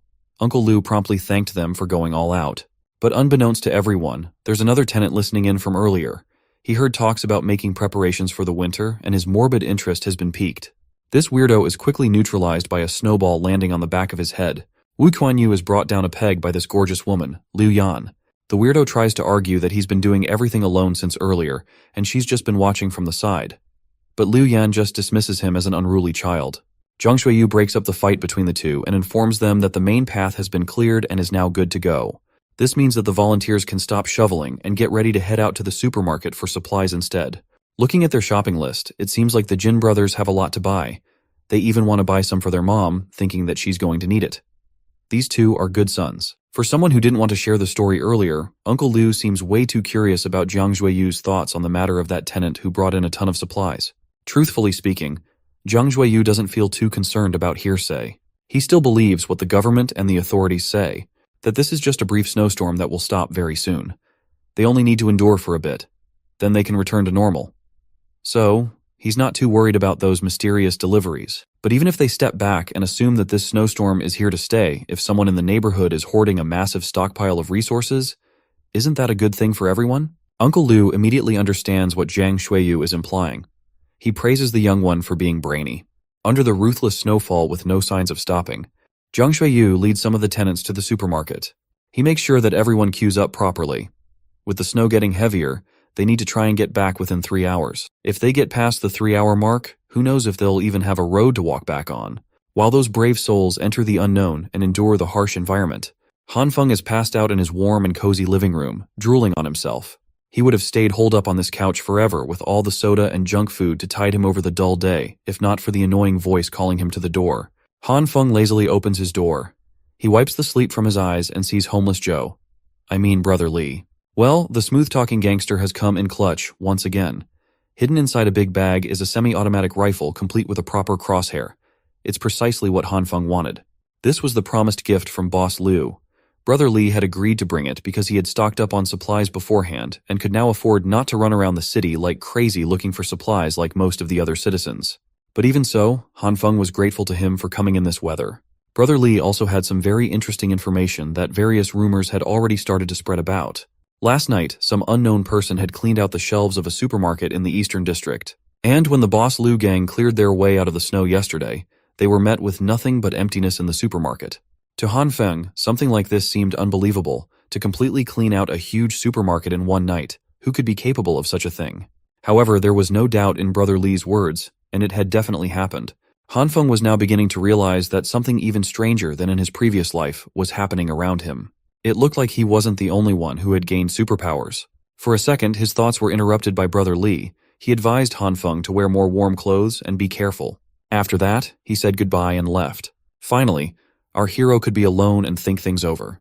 He kept trying to think of a logical explanation for what had happened last night. How could someone clean out a supermarket in one night? The only explanation he could think of was the theory that it could have been done by someone with superpowers from novels and comic books. Someone capable of hiding unlimited amounts of supplies in his personal subspace. The only question was, could people with such abilities exist in this world? And the answer to that question was quite simple. Since he himself had superpowers, someone else could too. This was a disturbing discovery. Now Han Feng couldn't waste a moment. He needed to examine his superpowers more thoroughly, so that when he encountered other superpower holders, he would have his own strategy to counter them. He simply had to know his strengths and weaknesses, as well as the limit of his superpowers. To do so, he opened his diary, and began to study the already known facts about his powers. At this point, he already knew that his power could react with different foods, both plant and animal. With its help, he could quickly grow them, increase their volume, and also fry them, though with a terrible taste. But still. Unfortunately, there were limitations, which he learned about later. The likelihood of success of power application is not that great and differs for different products. For example, for soybeans, the chance of growing a plant is 10%. For meat, it's even less. Han Feng kept failing to understand why things worked the way they did. Suddenly, the soybean under the influence of the force exploded in his hand with an unpleasant green cloud. And instead of a normal plant, our hero had a rock in his hand. Just a stinky rock. This was starting to annoy him. The failure rate was too high. Han Feng had to learn how to use his power more effectively. And he was determined to start practicing hard. After all, nothing helps you learn any skill faster than practice. For this purpose, he spared no time and worked hard until late in the evening. Finally, he succeeded. In his hands, Han Feng had a fresh and alive soybean plant with pods. Such an achievement did not come easy to him. He was sweating profusely and was already quite a good heater for his apartment. But that was the price he had to pay to figure out a few rules to increase the success rate. He found out that green light energy is not constant. And for different products, it is worth applying this green light for different lengths of time, depending on the nutritional value of the product. If you do not guess the duration of application, you will end up with a failure and get a burnt, stinky stone. That is, you need to know exactly the ideal cooking interval for each product. This brings to mind Han Feng. Something familiar. One popular music and dance online game that came out a decade ago, where you had to press the right buttons in rhythm at the right interval. It was also conceivable that the value of energy could be compared to the directions, up, down, right, and left. And the value of the energy input to the object had to be correct every second. And eventually a critical point had to be caught, and the process had to be stopped. If you do it right, you'll achieve success, and every soybean will become a plant. After the success with plants, Han Feng began experimenting with meat. obviously, but meat was different from vegetables. If you did something wrong in the process, the meat would then turn into a disgusting black slurry. However, the principles in turning meat were still supposed to be similar. The first place to start was to determine how much energy the meat needed. Everything seemed to be working and going according to plan. But here's the problem. The chicken leg exploded just like the previous ones with a nasty black slurry. It looked like it would take him even longer to learn how to work with meat than with plant food. Time after time, Han Feng tried and failed. The chicken legs exploded one after another. There seemed to be no end to this series of failures. Finally, our hero's patience ran out. He even cried out in despair, cursing this damn ability with an increased level of difficulty. However, the hero was not one to give up, and while the snowfall outside the window only intensified and the temperature dropped even lower, Han Feng did not stop trying. Traces of it were all over the kitchen. And then came the moment of truth. The last chicken leg. Our hero was already doing everything on automatic with an absent expression on his face and did not even hope for success. Up and down, left and right, red and green energy. It felt like an overly complicated mini-scale game to him. It was repeated one after another, and as soon as he made a mistake, he had to start all over again. The tension was at an all-time high, and this time Han Feng succeeded. He managed to grow the chicken leg to a gigantic size. With a snort of disdain, our hero said that it was worth it, and collapsed exhausted but happy on the floor. He had finally found a way to synthesize meat. The weather outside was getting worse by the day. The news announced that today, July 17th, was the third consecutive day of snow disaster. In every corner of the country, the same thing is happening, and it seems that mankind is facing a disaster that happens only once in a few thousand years. In order to ensure the basic livelihood of citizens, the authorities are actively fighting the consequences and taking measures to help citizens. It was to such news that Han Feng woke up the next day. How many times had he heard it before? Empty warnings and promises about how the heavy snowfall had paralyzed transportation, electricity, and internet. But everything would be repaired soon, and all they needed to do was wait a little longer. Soon, humanitarian supplies should arrive in the disaster areas. Finally, the news anchor advised everyone to stay indoors and not to go outside unnecessarily. For Han Feng, there was nothing surprising in all of this. He had heard all of this in his past life. Suddenly, a notification came on his phone, followed instantly by several more. Han Feng immediately saw that it was a group of residents of his house who had started making noise again, and he simply couldn't help but join in the discussion. The noise around was unbelievable. Everyone was discussing the morning news.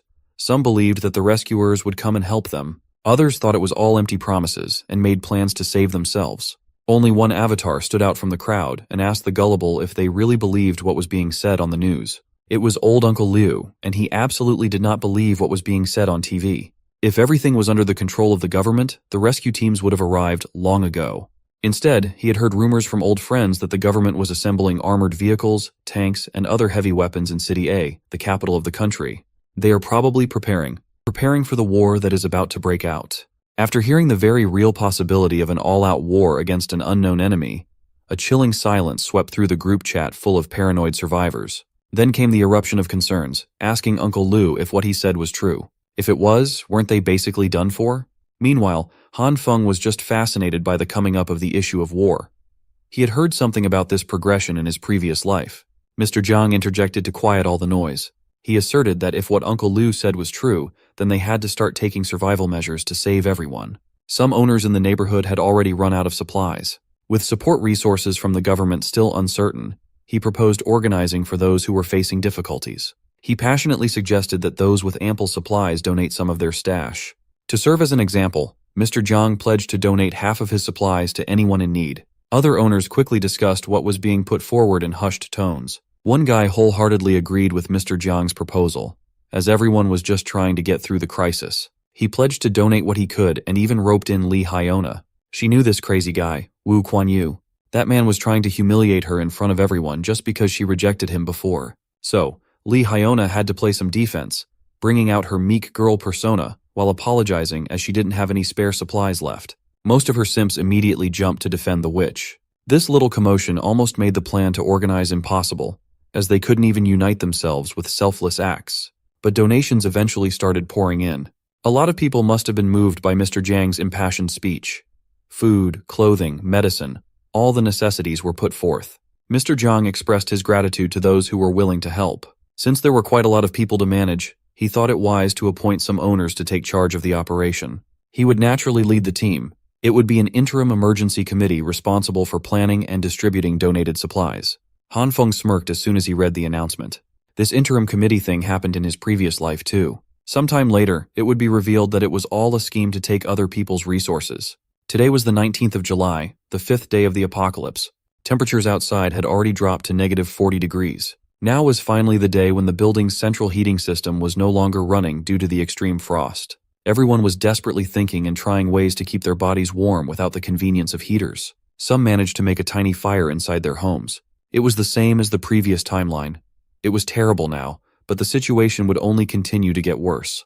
The exception to this was our MC, of course. Han Feng was set with all his failed experimental charcoals, perfect for fueling his fireplace. On the table was a fizzy iced cola and a scrumptious slice of strawberry cake. As for Han Feng himself, he was doing what most of us would do in his situation. Playing single-player video games while not giving a damn about the outside world. But his peace would be interrupted by a sudden phone call. Taking a break from gaming, he picked up the call while sipping on Coke. On the line was the person in charge of Block 8. They planned to clear the roads in 20 minutes and were in need of manpower in the basement car park. Han Feng resisted cursing this random guy out. These people still didn't get it yet. The snow wouldn't stop piling up. Against his will, Han Feng still chooses to leave the comfort of his home and go down to the main lobby. He reckoned falling out with the neighbors would be troublesome now. He must lower the possibility of his secret being discovered after all. From the first look at the gate, everyone could see the snow had already trapped them in the building. Other volunteers were pissed that the paths they had cleared before had been erased with the highest snow pile they'd ever seen. Deciding to at least get the door open, the volunteers saw Han Feng and called him over to help with opening the entrance. They placed their whole body weights into the door and pushed at the count of 3. Much to everyone's surprise, opening the entrance let in copious amounts of snow and opened the lobby up to the frigidity of a raging snowstorm. The storm was too extreme, and none of them could take the cold. When you get close enough to the storm, even opening your eyes could become a possible injury. Han Feng regretted leaving his cozy couch to subject himself to manual labor and frostbite. If people went out in that weather, death wouldn't be far-fetched. Thankfully, the rest of the volunteers also came to the same realization. Only an idiot would try to go out in that temperature. Speaking of idiots, he was finally here. A voice that sounded all too familiar in Han Feng's ear. It was none other than Homeless Joe, also known as Brother Lee. He was roasting everyone for acting like cowards when they needed to be imposing at tough times like this. The volunteers shivered in their boots while trying to talk Brother Lee out of his stupidity. No one should go out in the harshness of that snowstorm. Brother Lee was built different, though. First, he finished the cigarette he was smoking in one puff. Pumped to go in like the madman that he was, Brother Lee plowed through the snow, trapping everyone in with his hands. The dumbass started chanting like an anime character while literally punching the snow, scattering the pile all over the place. He continued doing this for a while. He even managed to dig a Homeless Joe-sized hole in the middle of the human-length pile of snow. Then came the silence. After a few moments, all the volunteers could hear were garbled pleadings for help coming from under the snow pile. The others had to drag Homeless Joe out of the snow. His face looked purple from the cold and being trapped under the heavy snow. Volunteers finally decided that venturing outside was impossible and closed the gate. Han Feng ran up to Brother Lee, trying to make sure that the stupid gangster was all right. He asked everyone to go to the car park first so they could look for the person in charge of attendance. They could always decide what to do next when the snow stopped. With such a severe blizzard rampaging throughout the world, people were no longer in a situation where the problem could be solved with manpower. In the building's car park, it seemed like the atmosphere was a little more comfortable on account of it being underground. Mr. Jiang, the de facto leader, was surrounded by the owners as always. Upon receiving reports from the lobby, he concurred that the clearing operation should take a pause. Also, from now on, the basement car park will be the designated donation and collection point. Han Feng stayed low-key in the background. This was the first time he had met that guy with the surname Jiang from the group chat. This meant that this was the guy who had spearheaded the establishment of that eventual scam committee. With his kind and well-spoken demeanor, Mr. Jiang would manipulate everyone with politeness and the illusion of support and unity. Mr. Jiang commented about the overwhelming downpour of donations from so many owners. These generous donations would help those who were struggling, and for that, he was grateful. The general vibe in the car park was quite positive. People were feeling good about their selfless acts. It gave them a false sense of unity as they worked on the same goal of survival. Han Feng knew something they didn't, though. They just had to wait and see as the disaster continued to go on for an eternity. They would soon regret giving up their resources. Brother Lee, still shivering from the stunt he tried to pull earlier, decided to head up first and say goodbye to Han Feng. Looking around the car park, Han Feng noticed someone eye-catching. It was that airhead nurse that he had met in the hospital when he broke his leg. She was wearing some type of cute winter onesie while clumsily carrying a stack of boxes. She was clearly struggling to navigate her way through the crowd of people standing around the committee. Given her awkwardness, she eventually bumped into some of the guys standing around. She would have slipped straight to the floor if it hadn't been for Han Feng swooping in to save the day once again. While holding her in her box, he asked if the blushing nurse was okay. When she finally opened her eyes, she expressed her thanks for the save and eventually recognized Han Feng from the hospital. Then she remembered that his leg was supposed to be severely injured. He shouldn't be in the condition to catch falling maidens. Realizing that he acted before thinking about the current situation, Han Feng struggled to think of a way out. He stumbled over his words before getting out that his speed of recovery had always been great since he was young. It was very unconvincing with all the nervous gestures. Fortunately, the nurse was too dense to gather any kind of untruthfulness from his words and actions. She just found his recovery speed to be fantastic. Han Feng offered to help lift her boxes. She declined at first, saying that they were heavy, but our boy insisted. It took a little bit of convincing, but she eventually entrusted the boxes to him. As soon as he got both hands on the supplies, he was flabbergasted by how heavy they actually were. They were unnaturally weighty. Curious, he asked her what was inside. She explained that these were mainly medical supplies that she was donating to those in need. She also acknowledged that it might be a little too heavy, and that she would be fine carrying them to the donation point. Entranced by her beauty and kindness, you could give Han Feng a few more pounds to carry, and he would never complain. Since she claimed to be stronger than most guys, the nurse kept reminding him not to push too hard. When asked if she'd always been strong since she was young, she became a little guarded while answering that there was a reason behind it all. Hearing those cryptic words made Han Feng naturally curious, but she looked uncomfortable telling the story and apologized for bringing it up. It's just that something happened recently that she can't quite explain. Also, they'd been talking and walking for a while now, and she still didn't know his name. Han Feng politely introduced himself in turn. The angelic nurse also dropped her name, Jin Shui. Based on her big smile, it seemed like she really appreciated this unexpected meeting. He was speechless whenever he saw that smile. He would have been in, but Nurse Jin asked what he does, and he truthfully answered that he was unemployed. Talk about fumbling a baddie so close to the finish line, my boy. But thanks to Manhwa logic, an impatient man just happened to pass by, knocking Nurse Jin off balance. Struggling to maintain her balance, she eventually fell on Han Feng. He was the only one she could grab to stabilize. This also led to her soft breasts pressing into Han Feng's arm all of a sudden. Having zero riz, Han Feng just stood there and savored the moment. Nurse Jin immediately pulled away and apologized while Han Feng tried to say that it was no problem. This would have been a perfect first meeting if it hadn't been for Li Hyona rearing her ugly head to approach Han Feng like a sleepless zombie. You could see the effects of hunger and cold taking a toll on her.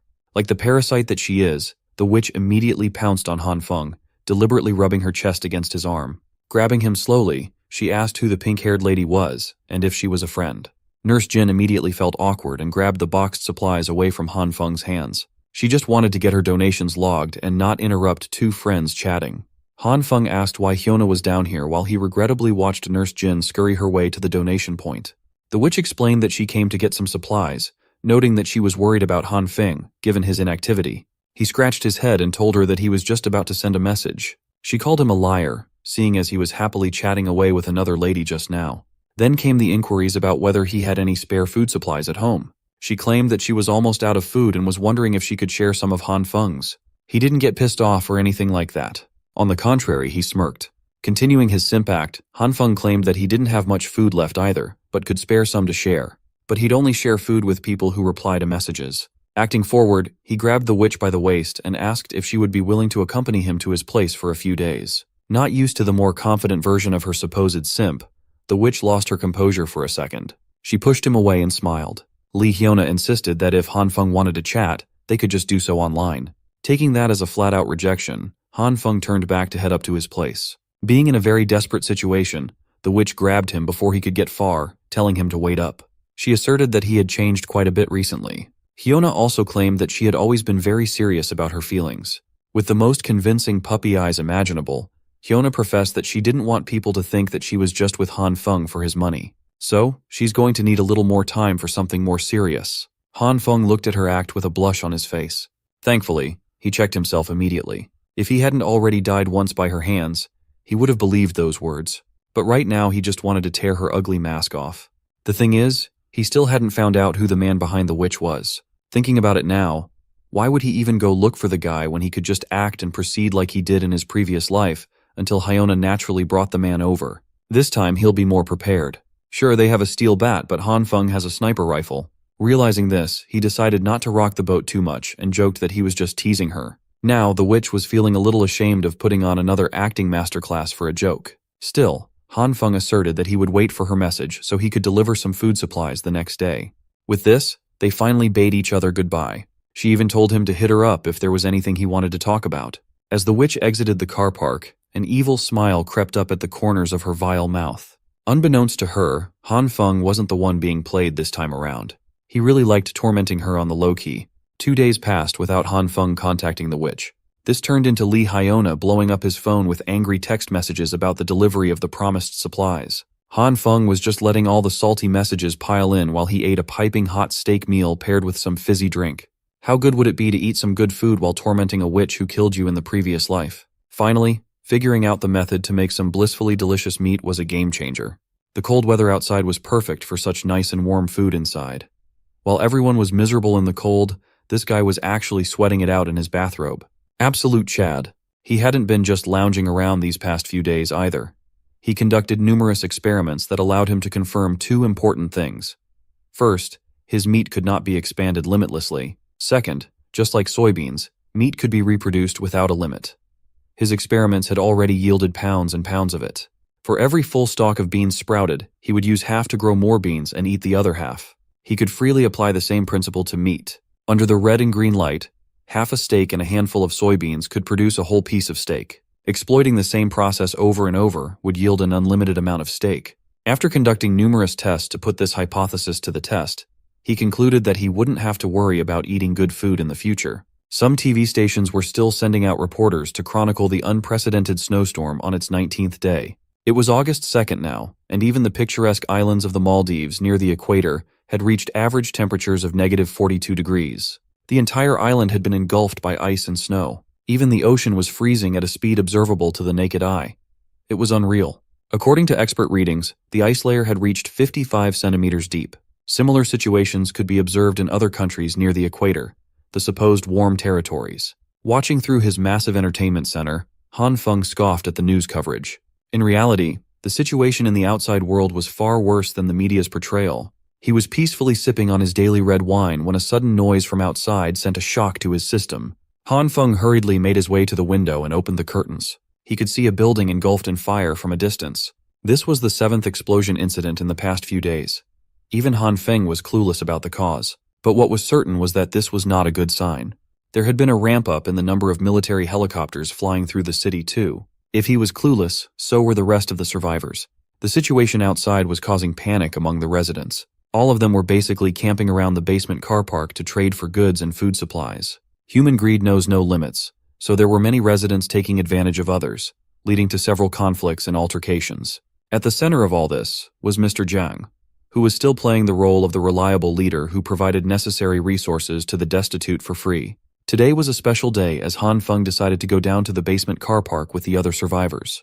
He'd only been out of his place for a few minutes, and the cold was already getting to him. Every time he exited the comfort of his home, he regretted his decision. The real reason he came down was to gather some useful information. If it weren't for that, he wouldn't have shown his face to these people ever again. Before he was given the chance to reset, he remembered a rebellion sweeping through the neighborhood. If memory served him right, it should be related to the people in this basement. Right now, they were still standing by their promise to give away resources instead of outright scamming people. To find out what was really going on, Han Feng decided to do some detective work on this messy and chaotic gathering. Based on the long lines in the collection area, it looked like the number of households facing shortages was relatively high. At the front of the line, a man was complaining about how few resources he was getting when he had donated several large boxes of supplies, while Mr. Jiang insisted that everyone was given an equal slice. With a single canned good and one sausage in hand, the man demanded his donated resources back. But the committee couldn't really do that. Since the disaster was ongoing, Mr. Jiang urged the man to look at the bigger picture and promised to pay back the man in cash several times over once things settled down. But a promise of money for an uncertain tomorrow wasn't worth anything right now. Finally, other people in the line started speaking up against the whiny man. They bashed the guy, telling him to stop being so shameless and move along. It didn't take too long for a mob to form around the idea of hating this shameless man who just wanted a few more supplies for his family. They were thoroughly under the influence of the interim committee. Han Feng knew all too well that there was no way for the people in charge to concede their resources in this current situation. But placing yourself on higher moral ground against those who donated more resources at the start of the crisis was equally shameless. Speaking of shameless, the man, the myth, the legend, finally made another appearance in the basement. It was none other than Homeless Joe. Brother Lee. He looked a lot worse than a few days ago. He looked frail, sickly, and thin. It had been a while since the Gun brothers had seen each other. Brother Lee claimed that he wasn't doing too badly, but it was clear that he was. According to him, he was just trembling from being flustered and powerless, not to mention the cold. He was far from doing not too bad. Brother Lee finally admitted that he had been having a difficult time, just depending on drinking water to suppress his hunger, as he didn't have any food left. When the donation drive was in full swing, he donated most of his resources to the committee. In the end, his own supply ran out before the promised end of the snowstorm. In addition, the rations that the committee doled out were too little.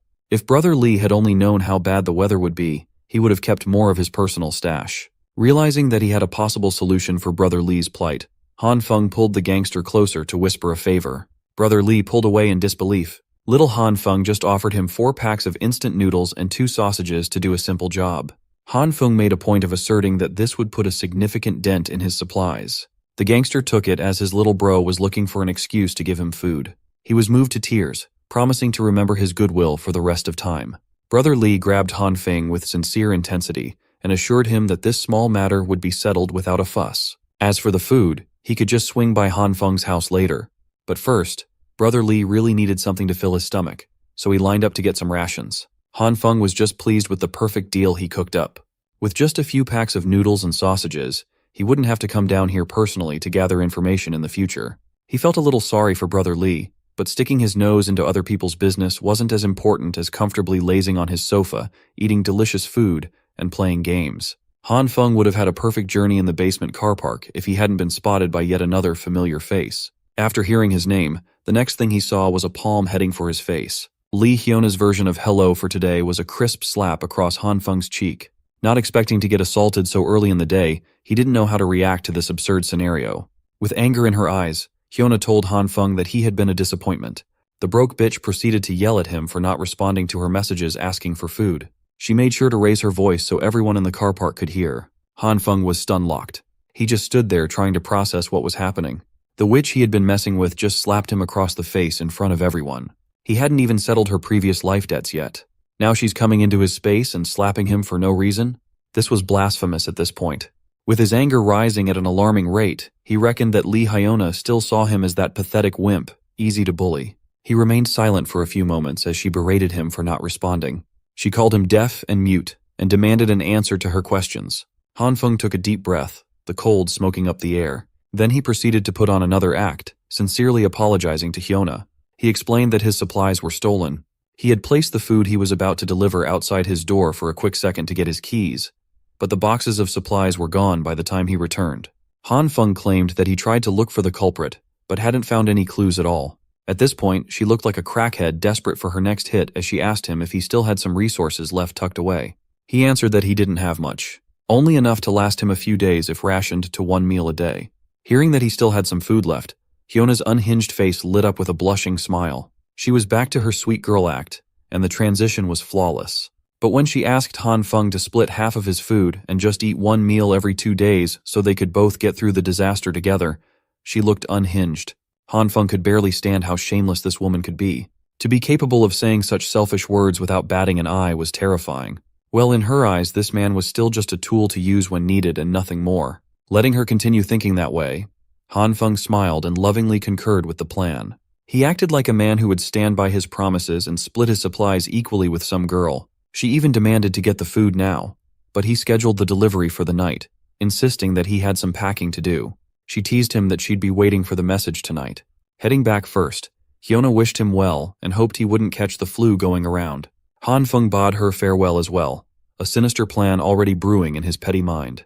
As early as 8 in the evening, Lee Hyuna was already badgering Han Feng for the food. She grew so impatient that she even went to the lobby near his room at around 9:30. She was shivering in the halls, alone, cold, and miserable. Han Feng was back to his favorite hobby, hooking Hyuna with bait, then completely ghosting her with texts and calls. The elevator was busted after weeks of cold without maintenance, so if she really wanted to cause a scene, she'd have to take the stairs up to Han Feng's unit. Seeing no other choice, Lee Hyona swallowed her pride and took the creepy staircase. Halfway through the climb, she was already exhausted, with the cold making her shiver. It was a hellish ordeal. If it weren't for the supplies, she wouldn't be doing all this. The exhaustion kept piling on as she had been starving for a few days now. Each step up the stairs took all the strength she had left. You've got to give it to her. There are very few people who would climb more than 16 floors just to leech off someone's food. Coincidentally, even the emergency lights on the higher floors were also busted. This just made her climb darker and spookier. Upon hearing what she perceived as some kind of eerie sound, Lee Hyona anxiously asked who was there. To answer her inquiry, a black plastic bag came directly from the higher floors, on track to land on her pretty little head. Shocked and unable to move, Hyona was forced to just stand there and wait for the black bag to hit her. As soon as the bag landed with a loud bang, the emergency lights kicked back on, and white dust filled the staircase. The always cheerful and smiling Lee Hyona was blasted with flour all over her head and body. In front of her was Han Feng. He claimed that he fell asleep and immediately came running down with the supplies when he saw her messages. When the light turned off, he accidentally dropped the bag of flour, leading to this situation. Wiping off the flour and plastic from her hair and coat, Hyona felt disgusting as hints of her real nasty personality peeked through the mask. Han Feng was quite pleased with this sight. He had specially prepared this mean-spirited prank for her, and it wasn't done yet. He lifted another plastic bag, telling the witch that he packed up his remaining resources for her. Upon inspection, she noticed that most of the food and produce were already moldy. It looked more like trash than edible food. Playing the fool, Han Feng scratched the back of his head and claimed that he worked extra hard to keep these leftovers in stock. There was even rotting meat mixed in there. Then he expertly pivoted to acting offended, grabbing the plastic bag and telling her to give it back if she didn't like it. Afraid of starving for another day, the witch hurriedly grabbed the bag away, claiming that she wanted it. Han Feng looked at her carefully from head to toe. He scoffed at himself. In front of him was the so-called goddess he had been pursuing with all his might before. Right now she looked like a homeless crackhead stuck outside on a winter night. She was rummaging through the trash bag and trying to find something edible in the moldy pile. She even greedily grabbed the remaining bag of flour from Han Feng's hand. Lee Hyona was celebrating even half a bag of flour, not minding that she got blasted by the white stuff just minutes ago. She then took off without saying thank you or goodbye, but Han Feng didn't mind. Giving her his literal garbage to eat should be enough to give the witch some stomach problems for a few days. Showering in this weather was also impossible, so she would have to walk around with all that flour sticking to her body for a while. As Han Feng cheerfully headed back to his place, he started feeling something weird. He played it off as if he hadn't noticed, but there was something moving in the background. Keeping his wits about him, Han Feng acted naturally, heading to his unit. He exited the stairwell and walked like everything was normal. A shadow of a figure followed his footsteps a few seconds later. It was definitely a person, judging from the snow boots they were wearing. Taking advantage of the surprise factor, Han Feng actually hid behind the door and pounced on the unknown figure tailing him. He made sure to grab the mysterious person firmly and aggressively, taking them down to the ground. Just as he was about to punch the bastard trying to spy on him, something made Han Feng pause, his hostility dying down. The one tailing him turned out to be a girl with messy hair, sleepy eyes, and ultra-thick glasses. What the hell is going on, bro? Han Feng could think of only one reason why she could be here at this late hour. She must have been spying on him, and our hero wanted to find out her intentions. But all he got in response was silence and a blank stare from under her glasses. The girl was obviously not a chatty one. She didn't say a word, and Han Feng, surprised by this behavior, decided to use more weighty arguments to make her talk. He threatened to take off her coat right here in the cold if she didn't talk. Even that wasn't enough to loosen her tongue. Han Feng got tired of messing with her and decided to let her go this time. But next time, she might not be able to count on such favor if she spied on him. Now she had to stop her silent games and hurry to her home before she got cold. As our hero was about to leave, he suddenly felt someone grab his sleeve. This silent girl wasn't going to let him go so easily. Although Han Feng didn't understand what she wanted from him, she, on the other hand, just stared at him and remained silent. Han Feng told her to stop looking at him, and even threatened her to leave if she didn't tell him what she wanted. But instead of answering, she pointed at something with her hand, and pulled our hero with her. Even a laggard like Han Feng realized he was being shown something. They came to her room. It was surprisingly warm and bright inside. Our hero was even speechless. Looking around, he noticed piles of boxes of supplies. Of course, some of them were empty and the room was full of trash. But the fact that this girl had so many supplies weeks after the apocalypse began was incredible. Had she also prepared in advance? Han Feng directly asked her if she knew in advance that the ice apocalypse would begin, and surprisingly enough, she finally spoke. Although she said some strange things, it turned out that she had done the calculations herself and got the result that predicted a future ice age. She turned out to be the strange person who had been posting in the community chat about the coming of the Ice Age apocalypse before it happened. Han Feng, of course, didn't understand what she was talking about. It was hard for such a dumbass to realize that by doing research and calculations, one could sometimes know the future without even being a reborn regressor. But Han Feng knew that she probably didn't bring him here to talk about her research. And he was right. She had clearly shown him the real reason. The girl had a lot of screens in her room with CCTV footage on them. And on all of them was our hero. On the first footage, he was picking his nose while carrying a pile of boxes in an elevator. On the second, a delivery service was bringing a dozen gas cans into his room. On the third, Brother Lee brought him a gun case, and so on. It turns out that Han Feng's first guess about this girl upon meeting her turned out to be correct. She had indeed been spying on him, and for a long time. She was now more comfortable than ever and didn't hesitate to change her clothes right in front of our hero. Her room was too warm to wear warm winter clothes. Han Feng still managed to blunder and misunderstood and asked why she suddenly decided to undress here. She simply replied that it was hot in here, but of course he meant something else. Why was she doing it here in front of him? He demanded that she should stop immediately and put her pants back on. Eventually, after a while, as much as he was against it, he had to take off his coat too. This girl had dangerous information, and until he resolved this issue, he just couldn't leave. So, summarizing what he understood, Han Feng realized that she was spying on him due to being suspicious of his behavior when he started stocking up on supplies before it even snowed. Fortunately, this monitoring wasn't for the purpose of gathering information on our hero for blackmail, but to find out if Han Feng was smart and capable enough to cooperate. Now it was just a matter of figuring out what she meant by cooperation. Talking was difficult for her, so the girl decided it was better to show. Along the way, of course, making our hero understand everything in his own way. Han Feng couldn't even imagine what she was going to do by making such movements. Of course, pulling out the generator from behind the bed, instead of what you think she was going to do. She just wanted Han Feng to teach her how to use the generator. She was a master of all things computers and books, but the everyday skills necessary for survival were critically lacking. After a while, the generator was up and running steadily. We'll leave out the fact that running a generator in a room is a very bad idea. Let's assume that this generator was hydrogen-powered and was fairly quiet. Han Feng hoped that this would be the end of her requests, but that wasn't the case. Her blue eyes were asking for help again. This time with the hot water boiler. Our hero quickly set it up, and now she should have hot water around the clock thanks to the generator's power. But still, Han Feng advised her to save water and remember to close the tap. Next, she asked for help with the refrigerator.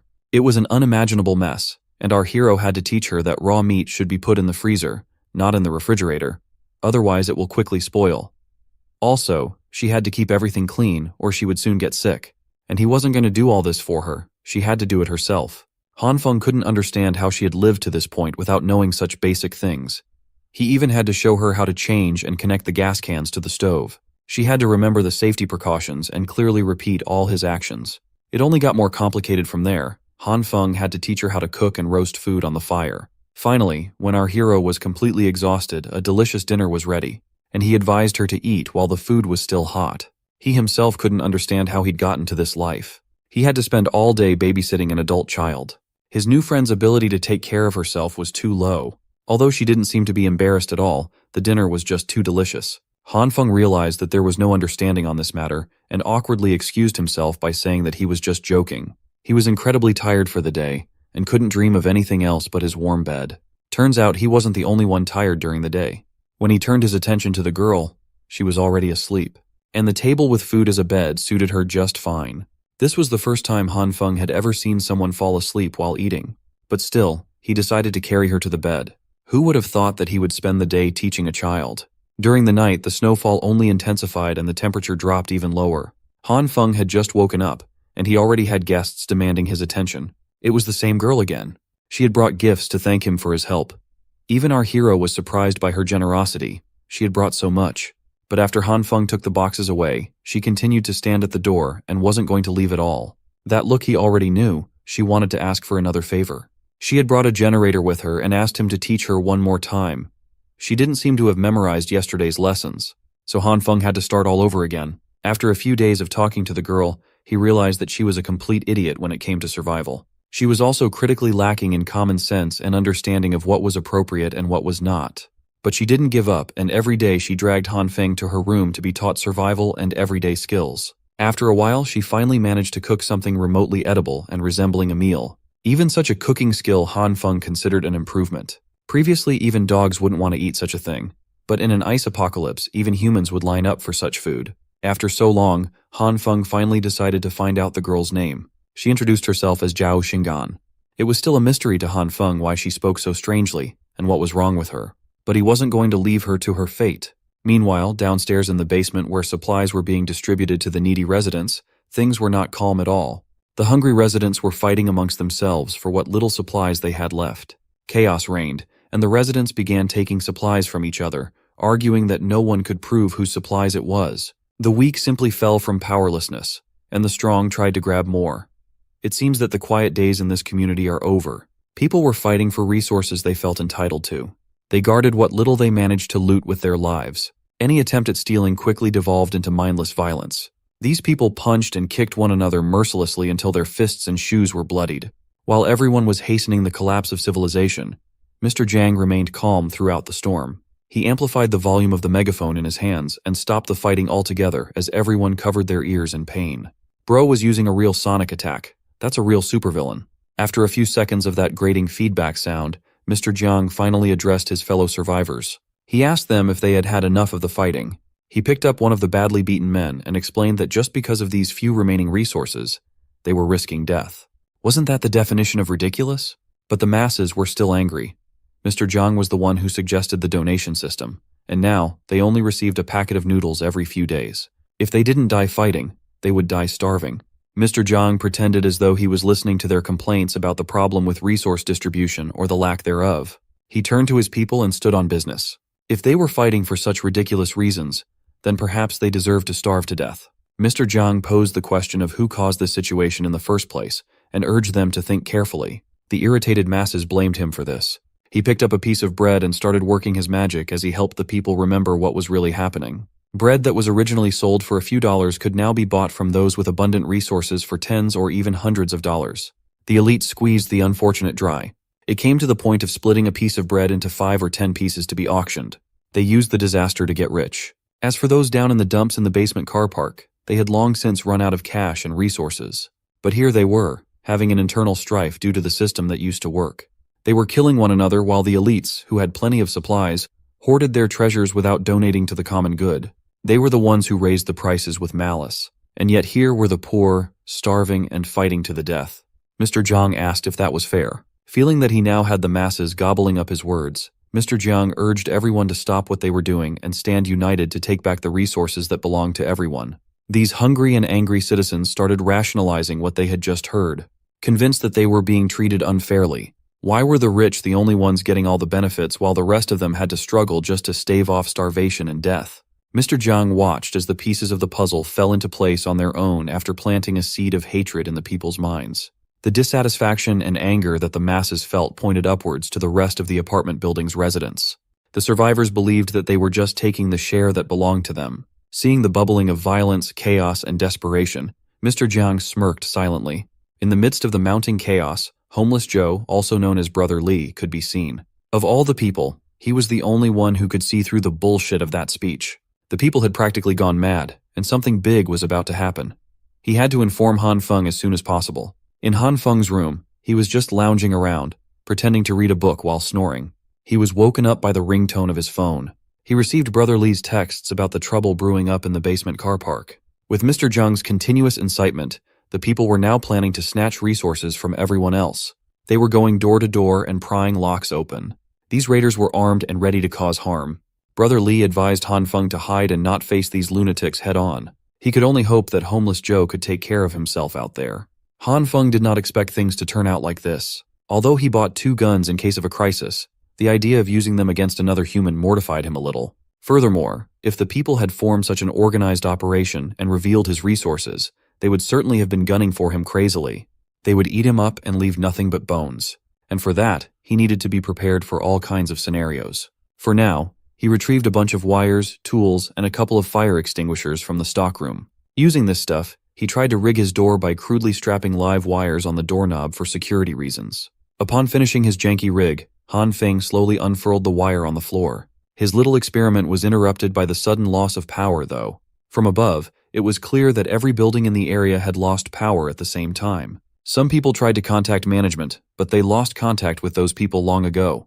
Han Feng reckoned that with the snowstorm intensifying and the overloaded usage of power by people trying to keep warm, this blackout would have happened sooner or later. Moreover, the snow built up in most areas, and the abysmal temperatures outside made it impossible for maintenance. Considering all the factors at hand, the power failure and signal loss might be permanent this time around. Once the people realized that the power was never coming back, things would only go downhill from there. Their feelings of panic would only lead to an even more serious rebellion movement. And that's when the real hell would begin. 30 minutes before the power went out, the witch, Lee Hyona, was greedily shoving noodles down her gullet.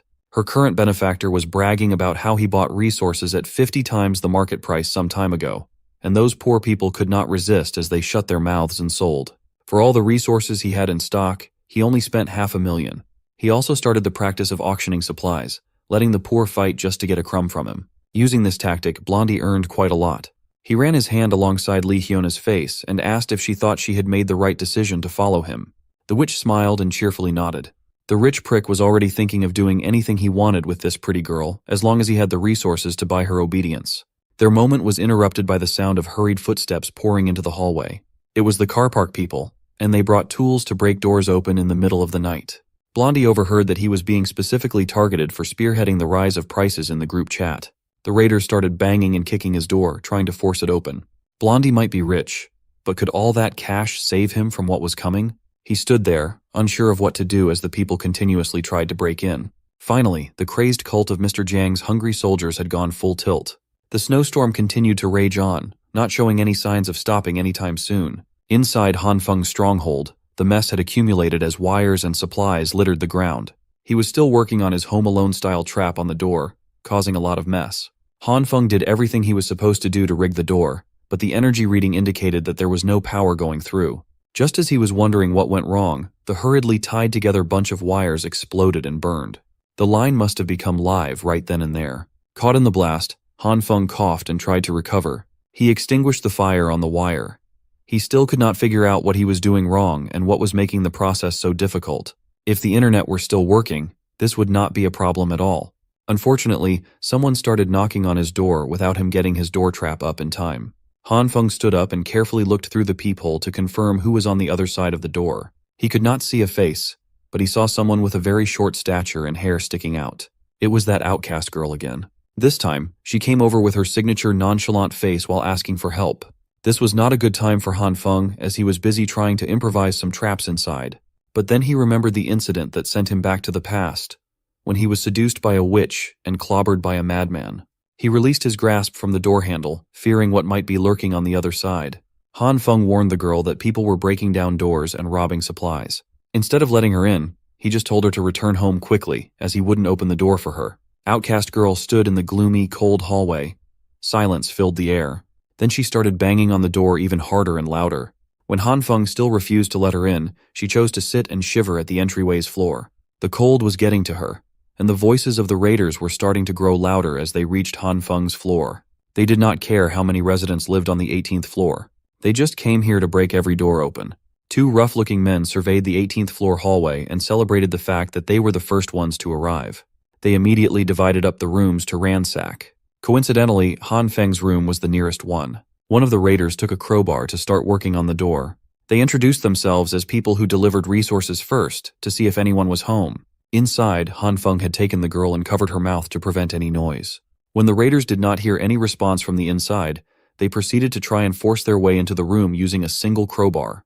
Han Feng quietly assured the outcast girl that those bastards wouldn't be able to make a dent in his reinforced door. Hearing his reassuring words, she visibly calmed down. The door handle flipped up and down multiple times, but the raiders could not figure out a way in. With the sturdy door getting them nowhere, the raiders decided to mark Han Feng's place and proceed to the next door first. It was a good thing that the reinforced door and handle were installed. With 5-centimeter thick iron plates reinforcing the frame, even the contractor who installed it was shocked. Han Feng was so busy feeling good about his decisions that he forgot to let go of the girl's mouth. He was too afraid to make a noise and attract attention. Still, Outcast Girl thanked him for taking her in before the raiders saw her sitting outside. They opted to wait a few more minutes just to be sure, but it sounded like those raiders were gone now. Han Feng immediately got back to fixing his trap. If he could do this right, Those who dared to touch his door again would get electrocuted to death. The girl curiously asked what he was doing, and he introduced it as his electrocution defense measure. He even condescendingly told her that she wouldn't understand even if he explained. Well, he didn't even understand the thing himself, and installing this electrocution device was proving impossible. Little did he know, she was an expert when it came to anti-theft devices and voltage differences. These were very simple concepts for her. So, Outcast Girl coached Han Feng from the side, instructing him to cut the power supply while wrapping the bare wire around the door handle carefully. From there, they connected the next wire from the circuit box to the handle and, for the finale, turned on the power supply. When he measured the live current in the handle, the tester indicated a high level of electricity. When asked how she knew about this complicated stuff, she answered that the true eye of the evil king possessed the ability to see the truth of everything in the world. Since his trap was done with the help of Outcast Girl, he asked what she needed help with. She did not bother telling a story or anything like that. She just emptied out the contents of her backpack on the couch, ignoring Han Feng. Then, the girl boldly declared that the true eye of the evil king would be staying in this place from now on. It took Han Feng a second to process what he had just heard. He was obviously very opposed to having this girl living in his private space, and desperately urged her to go back to her house quickly. Han Feng was so flustered by the idea that he tripped on the wires coiled around the floor, his body launching forward. After wobbling for a few seconds, he fell on the solid ground, making a mess in the process. On his hands was a bright purple color emanating a bizarre energy. Tripping on his feet and falling on the ground should have hurt quite a lot. But it didn't. That was when he noticed where he fell. His coffee table, which was solid just a second ago, had turned into some sort of moldable and clay-like form. Could it be that he unconsciously made the coffee table turn soft? Han Feng finally noticed the purple light dancing around his hands and immediately connected it to the bizarre soft property of the table. Even the toolbox and the tools nearby had turned wonky upon being touched by the light. He grabbed a hammer, and the metal head bent on itself. Han Feng waved the hammer around, and it started losing its shape. In simple terms, the purple light could cause items to turn soft somehow. Outcast Girl witnessed this bizarre incident with her own two eyes and did not make a peep. She was so quiet that he forgot there was someone else in the room, and got too carried away figuring out his new ability. Outcast Girl just looked at him with the same blank stare. Then she lit up and labeled him as an emissary chosen by the true eye of the evil king. Whatever that might mean. Han Feng chose to play along, assuming the role of a subordinate selected by the evil king instead of revealing his power. This girl's thinking seemed peculiar, so he might get away with it. As fellow emissaries, she proposed that they help each other, meaning Han Feng's apartment, where he rested, should be shared. Just as he was about to outrightly reject her again, Outcast Girl was already heading toward one of the rooms as if she owned it. He hadn't even agreed to the proposal yet, and that lady already thought they were building a lair for the evil king. It wasn't too big of a problem, so he just let her be. What was more important right now was to figure out what exactly that purple light was. At a cursory glance, it seemed to have the ability to turn things soft, which meant he possessed more than just two kinds of lights. Maybe there were many more that he just hadn't discovered yet. The inciting incident was him tripping over the cables and almost crashing into the coffee table that had turned soft. It would be logical to try to recreate the feeling of that moment to reproduce the power. After concentrating on that image for a while, Han Feng managed to summon the purple lights again. He was getting the hang of calling his powers automatically now. The first thing he tried it out on was the cables that triggered the discovery in the first place. Then, he branched out to other things, namely, a sharp kitchen knife. Curious, he activated the purple light, and its grimy essence quickly swallowed the whole blade. He was shocked to see that the softening effect had no problem working on steel as well. It got so soft that the once sharp knife felt like jelly wrapping around his skin. After that, he went on a spree and tried this softening touch on many other materials too. Every household material he could think of was susceptible to the power. The longer he used the purple light, the softer they became. Other than altering an object's softness, there were no other changes. By itself, the purple light's effect was pretty useless and impractical. Then, another idea struck Han Feng, a concept that he was already familiar with. What if he combined two different kinds of light? What if he mixed purple and green and applied them to a softened object at the same time? It did not take him long to get good at merging two lights into one. He grabbed the softened and melted-looking kitchen knife, applied purple and green lights all over it, and screamed, "Bankai," as if he was from Bleach. Much to his surprise, it really worked. The melted and softened kitchen knife returned to its solid state, tough and sharp as ever. Hell, he could even use the blade as a mirror, considering how polished it looked after applying the combined lights. He surveyed the room and found a box of tissues lying around. Curious, Han Feng did the same thing to a piece of tissue paper and tried to bend it out of shape. He had a very hard time doing so. which meant that he could change the toughness of an item when two different lights were combined.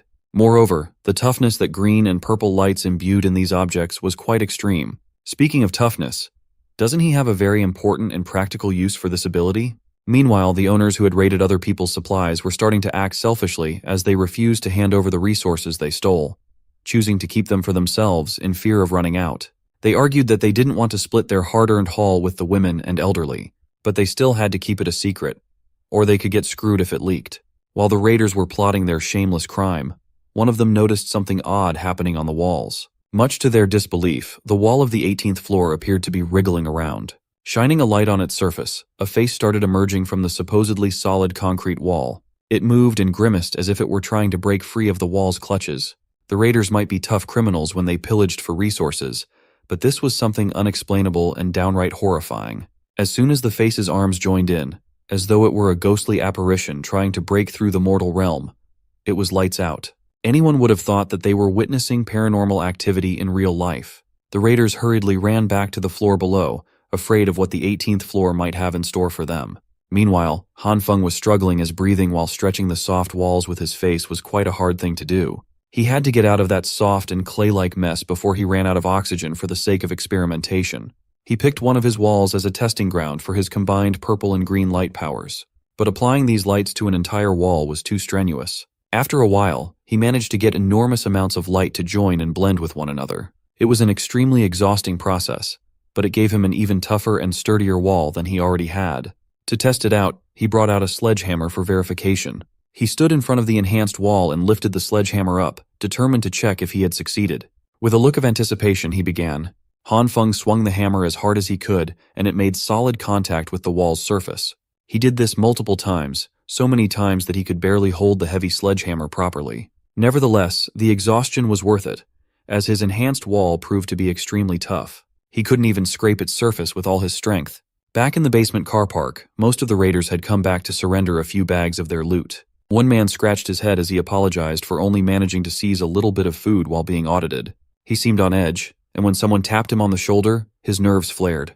The guy who tapped him on the shoulder proceeded to take him down to the floor, securing his arms behind his back. This concerned citizen was one of the Jin brothers. He pressed down hard and demanded to know where the rest of the stolen food was hidden. The raider denied hiding the supplies, but Jin Bro clearly saw him carrying 3 big bags before surrendering just one little bag. Even with his arms getting twisted up, he continued to vehemently deny hiding resources. Since it looked like he was not willing to speak with just a little arm twist, perhaps a good beating would squeeze some honesty out of the man. Just as Jin Bro was about to wail at the dishonest raider, someone calmly stopped him with a simple shoulder tap. Much to everyone's surprise, it was the man of the people, Mr. Jiang. Mr. Jiang urged the young man to let the raider go first so they could talk things out if there really was a problem. He heard the case of secretly hiding food that was supposed to be for everyone and wanted to deal with the matter in his own way. Jin Bro finally relented and threw the piece of trash down the ground for Mr. Jiang's sake. When the raider looked up, he saw a helping hand offering its assistance. It belonged to the representative of the basement car park, the benevolent Mr. Jiang. His smile gave the people peace and calm, but there was always something sinister behind that kind face. After a few minutes of talking and convincing, the man finally brought out the rest of the food that he pillaged. Just as previously said, there were 2 more big bags unaccounted for. The man shamefully apologized for being greedy, as he had 5 mouths to feed at home, and the food that was distributed was not nearly enough. Hearing this, Mr. Jiang took his share of today's ration and selflessly handed it over to the man. He respected the rules. People must hand over the things collected to receive rations according to the number of people in a household. But he could sympathize and understand those who were having a hard time living like that. The kind gesture almost made the dishonest raider cry right then and there, as he thanked Mr. Jiang from the bottom of his heart. The lying thief, Lao Wang, swore that if Mr. Jiang needed anything in the future, he would be at his service. Turning to the masses lined up in a single file, Mr. Jiang urged them to quickly receive their rations and go back home quickly. The Jin brothers were curious as to how Mr. Jiang got the thief to hand over everything so willingly, and why he gave the guy extra rations from his own share. He insisted that he did not do much and just helped the guy understand a certain principle. Of course, the Jin brothers were curious about this principle. Mr. Jiang explained that in the history of the country, there were multiple times when riots and rebellions occurred due to the clash of benefits between different social classes. However, the nature of these riots was defined as a collective social behavior. If you were not arrested on the spot, you wouldn't be convicted in a court of law. All Mr. Zhang did was inform the man that if he broke the rules, the collective would no longer welcome him.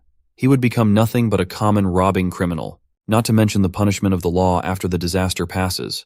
That guy would have to face the revenge of the owners he stole from. Those fears compounded and made the decision easy. Uncle Lu watched everything unfold from afar, just a passive observer. He knew that Mr. Zhang deliberately left the fact that within those groups of rioters, there would always be a leader leading the collective's actions. Heroes and even villains will always emerge in troubled times, and he could see that potential in this Zhang kid. As for our MC, he was still busy swinging his sledgehammer on different parts of his house to make sure that they were virtually indestructible. This activity was draining him quite a lot, but at least he has invincible windows now. Now that the entire house has been strengthened and toughness verification is also finished, he can finally chill, right? At that moment, someone started knocking on his door again. This is becoming more and more common. He treated softly on the floor and wondered if it was those resource-stealing neighbors again. Upon arriving at the entryway, he looked through the peephole to see what was up. Much to his surprise, it was none other than Lee Hyuna calling out his name with tears in her eyes while shivering in the cold. This was an extremely familiar scene. She went on about how she couldn't betray the feelings he had towards her. That one can only understand someone's heart during tough times. And only someone who truly loved her would invest in her unconditionally. If he just opened the door, she would gladly open her heart. Han Feng's mind replayed the night he died after being ambushed in his own room. He recalled how this witch and his partner made a dead fool of him. Today this girl was repeating the exact same words she said to him before he died. This means that outside that door, there's a man lying in wait to bash his head in if he fell for the act. Han Feng's first thought, now that his revenge can finally be put into action, was to get the gun and kill this dog couple directly. But he stopped halfway through. Since there was no electricity right now, the enemy hiding in the dark would have the advantage while he was out in the open. If Han Feng can't kill in one shot, then he might lose his life instead. If he used electric shocks, then tricking two people into touching a trap at the same time would be basically impossible. For now, he tried his best to calm down as he turned his generators off. He had one shot at this, and that's even more reason for him not to lose his focus. He needed to calmly analyze the situation. The one posing a higher threat wasn't the witch at the front door, but the man hidden in the dark. Han Feng needs to locate his position and deliver a fatal blow upon stepping out. That first part could be a little tricky though, but he had prior knowledge of how this event happened in the past. As far as he could remember, that man should be hiding in the blind spot behind the door. He estimated the approximate position of his killer through the wall while clutching the sledgehammer tightly. Han Feng had an idea. Although he would need to spend some time to act it out, it could be his best shot. Touching the surface of the wall, purple lights coalesced in his hand as he hoped that this plan would work. Lee Hyuna continued acting like a damsel in distress as she desperately called Han Feng's name to be saved. The man she brought to kill and rob Han Feng was already beginning to change his mind, but she insisted that this loser, Han Feng, had a ton of resources. Truckloads of supplies delivered a day before the disaster. Anyone would jump on the chance to plunder enough resources to feed themselves for quite a few days. But they made the mistake of choosing the wrong superpowered target. The wall behind the killer morphed and moved like clay. A sledgehammer-shaped protrusion came out, seemingly trying to break through the soft wall. The killer was starting to hear some weird noises nearby, but Lee Hyuna was too focused on performing the scam. When the killer identified that the noise was coming from behind, he was too late to turn around. A freaking sledgehammer coated with a softened cement wall collided with his jaw, undoubtedly breaking the whole thing with destructive force. The witch stood back in shock as she watched her partner in crime fly like a rag doll. She asked what happened, but he was in no shape to talk. His body was shivering with agony and cold. It was right then that the seemingly unopenable door slowly creaked open. Han Feng burst out of his room with a fire extinguisher in his hand and a sly little smile on his face. The haggard witch looked at the supposed loser in fear. Before she could even speak another word, Han Feng let that fire extinguisher rip, covering the thought with that white stuff as she screamed in pain. Lee Hyuna was a good actress. She managed to keep her soft cadence as she begged Han Feng to stop spraying her with the white substance. She even ingested some of it, which you weren't supposed to do. The witch coughed and coughed as her body began breaking down from the cold brought on by the extinguishing agent. When she opened her eyes, she saw the rich blonde prick she had brought as muscle to rob Han Feng lying on the floor, convulsing uncontrollably and desperately asking for help. Unfortunately for him, Lee Hyuna wasn't in the best position to provide assistance either. Han Feng's hand emerged from the extinguishing agent fog as he reached for the witch. She reacted quickly, but he managed to grab her hair and scarf simultaneously. It must have been the adrenaline pumping through her system, but Lee Hyuna managed to break free, though she lost a handful of hair in the process. She was one slippery son of a gun. She managed to stand and run out of the way while screaming for help. Han Feng clicked his tongue as the witch escaped far too quickly. The same couldn't be said for the man he had clocked with a sledgehammer, though. He was still struggling to even stand. Fueled by anger and frustration, Han Feng kicked the rich prick in the stomach. Just as he was about to stomp on the man who had killed him in his past life, the blonde prick pleaded for him to wait just a second. This fool started bringing up his dad's name and all that nonsense. He promised that if Han Feng touched him again, bad things would happen. Han Feng responded by delivering another solid punch to the face, goading the spoiled brat about what he was going to do next. Han Feng didn't give a damn who this prick's daddy was.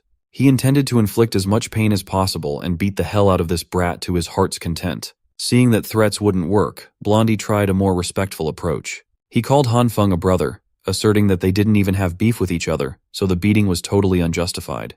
Infuriated by memories of his past life, Han Feng punched the bastard's head to the ground once more. Han Feng mounted his chest and continued raining blows while voicing everything in his heart. This man had treated his life as if it were worthless. He was killed when he was just minding his own business.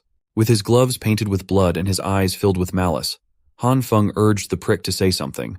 Blondie might have wanted to, but his jaws and mouth were too messed up to form another sentence. Han Feng stood up and grabbed the modified baseball bat lying on the floor.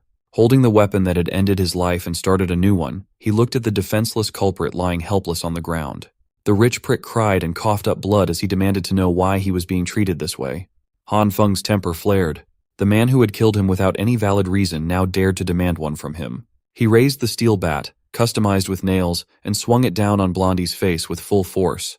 The sound of skull cracking and blood splattering filled the hallway of the 18th floor. He had finally gotten his revenge. He had killed the man who killed him. Han Feng's blood was pumping, his adrenaline was spent, and he looked at the gruesome sight before him.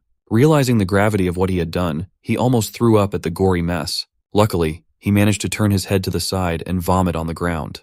Han Feng tried his best to recover his composure when a familiar voice cleared her throat. He turned around and saw Outcast Girl sitting by the door, quietly playing with the man's blood. She must have seen everything transpire and offered to help him with the mess. They took care of the crime scene quickly. She wasn't even fazed by the gore and blood. Han Feng reckoned there was something off about this girl, and it wasn't a good idea to let her stay in his place. He used the excuse of being targeted by more criminals seeking revenge at any moment to convince her to go back home lest she get caught in the crossfire. Sipping her orange juice, she didn't seem bothered by the threat of more intruders at all. Han Feng just really wanted to get her out of there for her own good. But she was adamant about staying in the apartment, and it seemed like nothing could convince her otherwise. He emphasized that the following days would be dangerous, and both of them could die in the process. She resolutely placed her glass of orange juice on the table as if making a stand. Outcast Girl assured him that the evil king's true eye would protect them no matter what. But for now, the evil king's power is depleted, and she needs some sleep. Han Feng was done with this shtick, so he grabbed her arm before she could lock herself in the room. He demanded she stop trying to brush him off with her wannabe edgy nonsense and listen as they were about to face something very serious. She simply glanced at his tight grip on her shoulder, then looked up. She told him to go on and opened the door to the room. Confused, Han Feng chose to follow her lead and peeked through the door. I don't know what he saw, but it shocked him to his core. Han Feng was speechless. Meanwhile, the basement parking lot was bustling with activity. Some people were loitering around, blocking the way for others who hadn't received their rations yet. Nevertheless, the system worked once more. They were still short on supplies to accommodate everyone, but it seemed peaceful for the most part. Lee Hyona, who had just escaped Han Feng's grasp, lined up with the plebeians to get her share now that she had nowhere else to go and no one to suck up to. She stated her name and apartment number and was given a piece of bread. The witch was still bitter about how everything had gone down the night before. Her wealthy sugar daddy hadn't returned after inexplicably collapsing so suddenly. The only logical explanation was that Han Feng had set a trap in advance, but that only made her more curious about what he had hidden behind that door. Before the commotion, she had seen a light flicker and felt a warm breeze coming from inside. That meant he had some kind of power source. Maybe he hadn't just stockpiled supplies. Maybe he had been prepared for the whole snowstorm in advance. All she felt was bitterness. The sneaky bastard hadn't said a word to her about this impending disaster. He enjoyed the good stuff while she accepted his trash. She wanted to find a way to get a closer look inside Han Feng's place. While she was busy daydreaming and seething, she bumped into another man lined up for rations. The man recognized her, and a mysterious bright light flared right in Lee Hyona's direction. The man with the flashlight cheerfully invited Lee Hyona to Block 5's lobby, where some survivors lit a brazier for warmth. Not interested, she insisted on keeping herself warm at home. But the man was being way too pushy. He bragged about how much food he had. alleging that he had enough food for a few days if shared by two at his house. The creep had always liked girls with her style, so this was his chance to score. Lee Hyona might be an insufferable witch, but even she felt her skin crawl at the creep's proposal. Seeing as his attempts to lure her with supplies failed, the creep started making a scene, accusing her of falsely claiming resources for other households. Which was true. Hearing the commotion, the other survivors were starting to pay attention. Lee Hyona shoved the creep out of the way, slapping him with the food she had just scammed. Humiliated in front of everyone, the creep raised his hand, motioning to bash her with his flashlight. Before he could assault the witch, Nurse Jin intervened.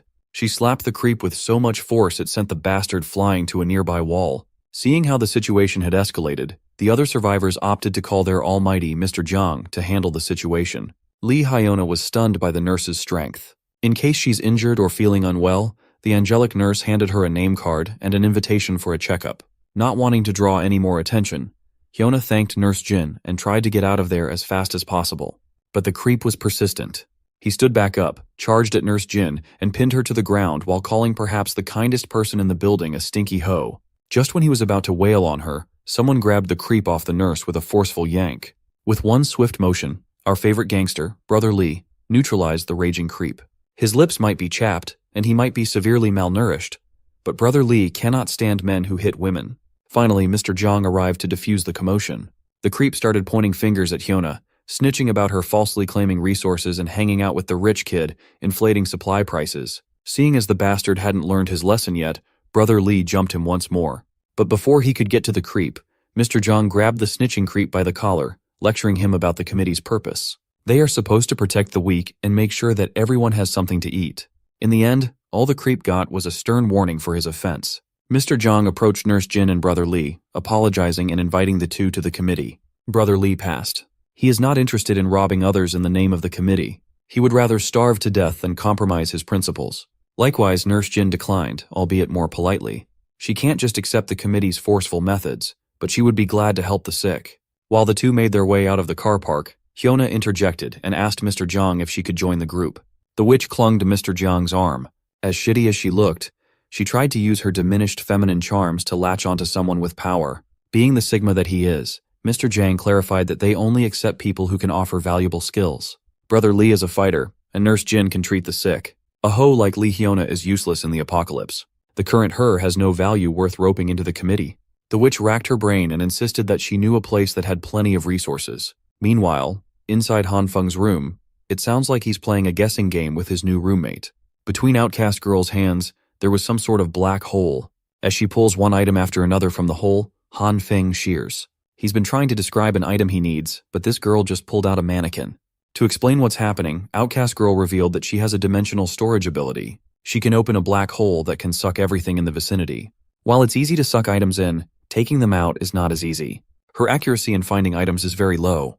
Han Feng is curious about the black hole's insides and how the ability works. Outcast Girl herself had never explored the interior before. Since she had no problem rummaging with her hands, Han Feng reckoned that he could take a look inside. So, he inserted his head into the girl's black hole. Don't call the cops. It's not how it sounds like. With half of his body inside the subspace, he opened his eyes to a vast dimension filled with endless supplies. The scale was unbelievably massive. Supplies and random bullshit floated around in chaos, as expected of the superhuman who emptied the supermarkets in the East region overnight. Suddenly, Han Feng started tearing up as he realized something. The space inside the black hole is devoid of oxygen. He forcefully pulled his head out of the gasless subspace and gobbled air like a madman. Just a few seconds inside that accursed subspace was traumatizing enough. He complained to Outcast Girl. She did not even warn him that there was no air inside. It felt like all the moisture in his body was nearly sucked dry. Not minding his complaints, she continued to rummage through her infinite stash, and finally found what they were looking for. As it turned out, Han Feng was looking for remote-controlled toys. Boxes of drones and RC cars poured out of the black hole. Han Feng was so hyped that he forgot about his near-death experience in an instant. On the cold, icy stairs of Floor 18, some raiders try their luck to rob some poor souls again. By now this floor has garnered infamy with rumors of a monster roaming the halls. Glass's raider doesn't believe such supernatural rumors. Besides, Mr. Jiang personally sent them here to scout the floor. They cannot afford to let their boss down. Some of them are skeptical of the info they got from that girl, Lee Hyona. Still, workers must work and earn their keep. Unbeknownst to the raiders, they are being watched by Han Feng and his new toys. Fortunately, they managed to get the monitoring system in place just in time to anticipate the uninvited guests. They've devised a plan to deal with situations like this one. Han Feng will light the fire, and Plan 2 can commence. Setting a 2-minute timer on his stopwatch, he exited the room. On the stairs, the raiders stopped in their tracks upon hearing a faint and creepy sound up ahead. What followed the sound was a cacophony of lights. The source of those lights was none other than the remote-controlled cars Han Feng had set in advance. The raiders calmed down upon seeing the toys. What they did not see were the explosives strapped on those toys. When the fuse burned out, small explosions filled the stairs, swallowing the raiders. Don't worry, it's not lethal. It was just some lime explosives to blind the intruders. While incapacitated, a drone flew over their heads. On the drone's tail, they saw yet another explosive that made the raiders scatter and retreat to where they had come from. They tried to outrun the flying drone, but Outcast Girl is an adept pilot. Han Feng insisted that they must really teach these bastards a lesson this time around. But in his desire to toy with the raiders, the drone got way too low and too close to one of them, leaving it vulnerable to an attack. In a desperate attempt to get out of Glass Raider's swings, one of the drone's propellers got clipped by the crowbar. With the loss of control on the drone's left side, stabilization became impossible. They can't afford to lose this one, as it's their only aerial toy. Outcast Girl tried to regain control, but the spiraling flying toy had flown out of the window. The timer Han Feng had set finally hit 0, and the firework attached to their only drone exploded like it was an Arctic New Year celebration outside. This explosion caused the right propeller to malfunction, and they finally lost all control. Outcast Girl tried to salvage the situation by making a touch emergency landing outside the window of a certain floor. Han Feng suited up, preparing to go out and get their toy. That drone is way too important to them right now. But their aerial camera caught something odd. Between the stairs lies what looks like a corpse. Upon zooming in, it became clear that the alleged corpse looked an awful lot like Brother Lee. Han Feng wonders what the gangster is doing out on the cold stairs. Maybe he was robbed too. Right now, there are 2 reasons to go out there. Han Feng warned his roommate not to open the door for anyone. He packed some light essentials in case anything happened. Outcast Girl also handed him a radio to maintain communication.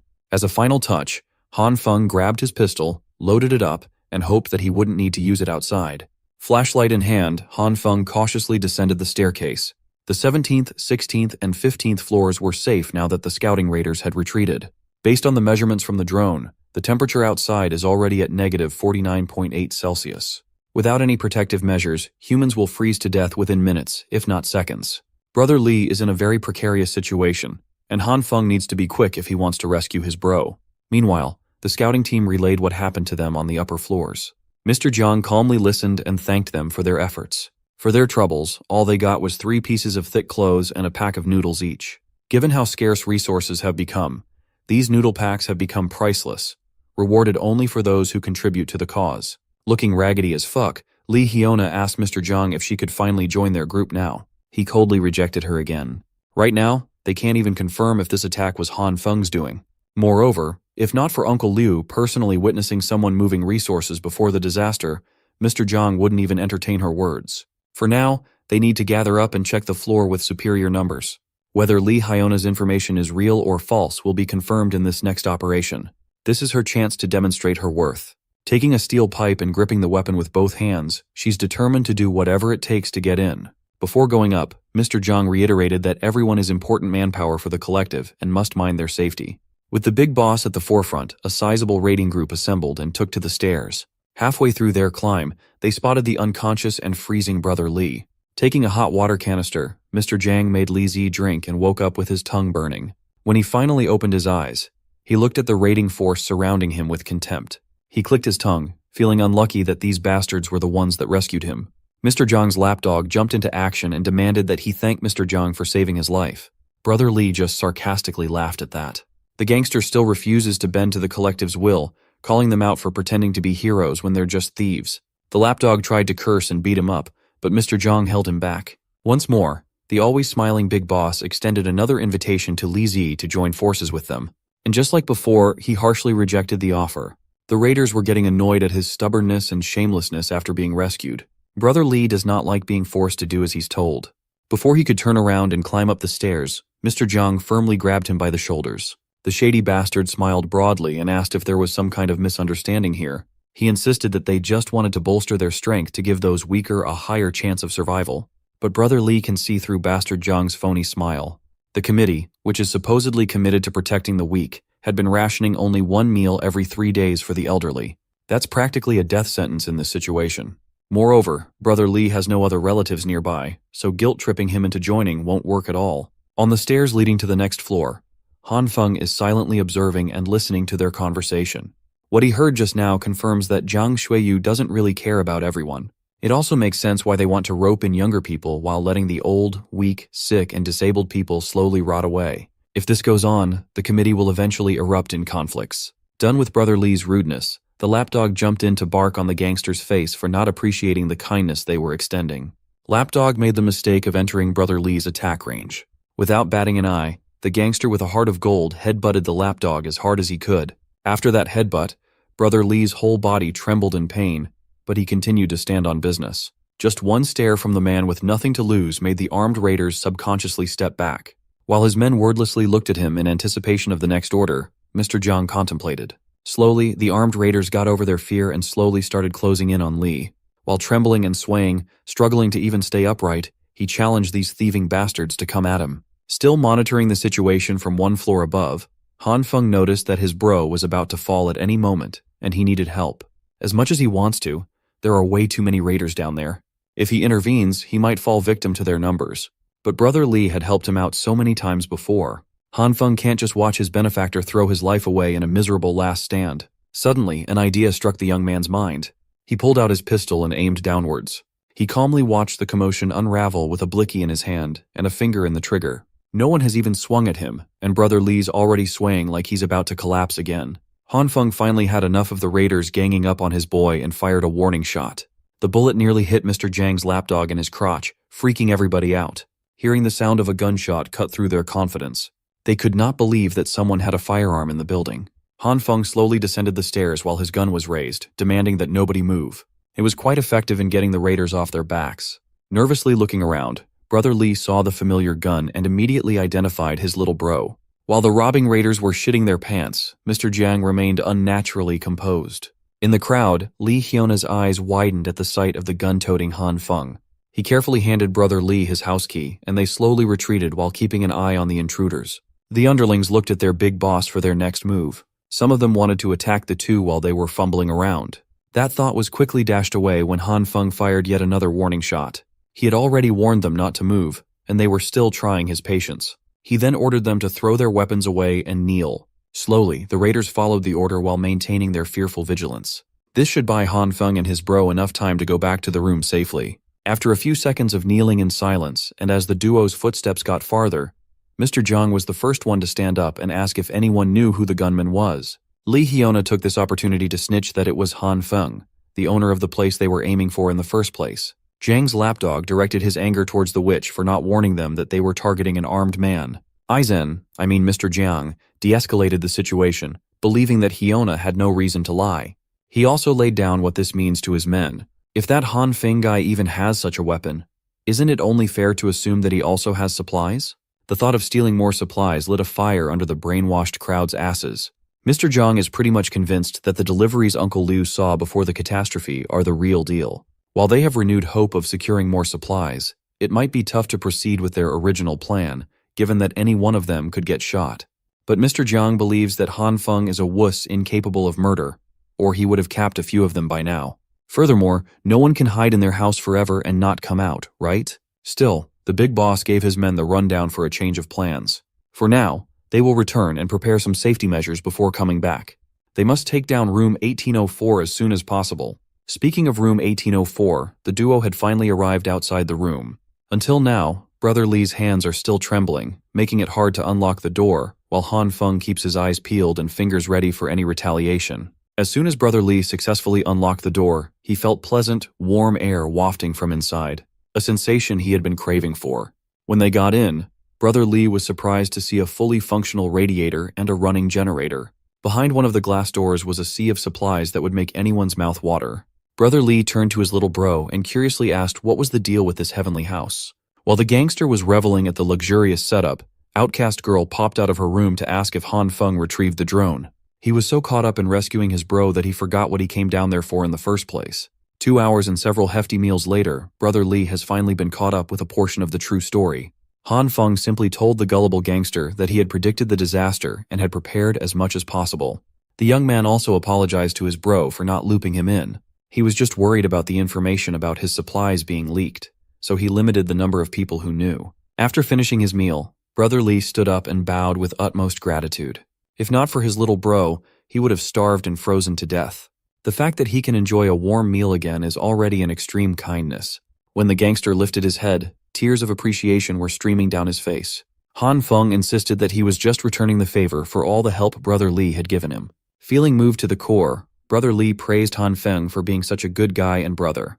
Now that he's here, Lee also shared the overall situation in the building complex as of now. Things have become very different now. The last time he updated Han Feng about current events was before the power supply was cut off. Since that day, that Zhang bastard has been going around stealing supplies from everyone in the name of collectivism. He amassed a lot of followers but also made some formidable enemies who disapproved of his methods. Some people could not live off the minuscule rations and left the group, but the big boss seemed not too concerned about the dwindling of their numbers. He might look unbothered, but behind everyone's back, he regularly sends Jin Qinwu, his lapdog, to take care of deserters under the guise of reducing the threat against the collective.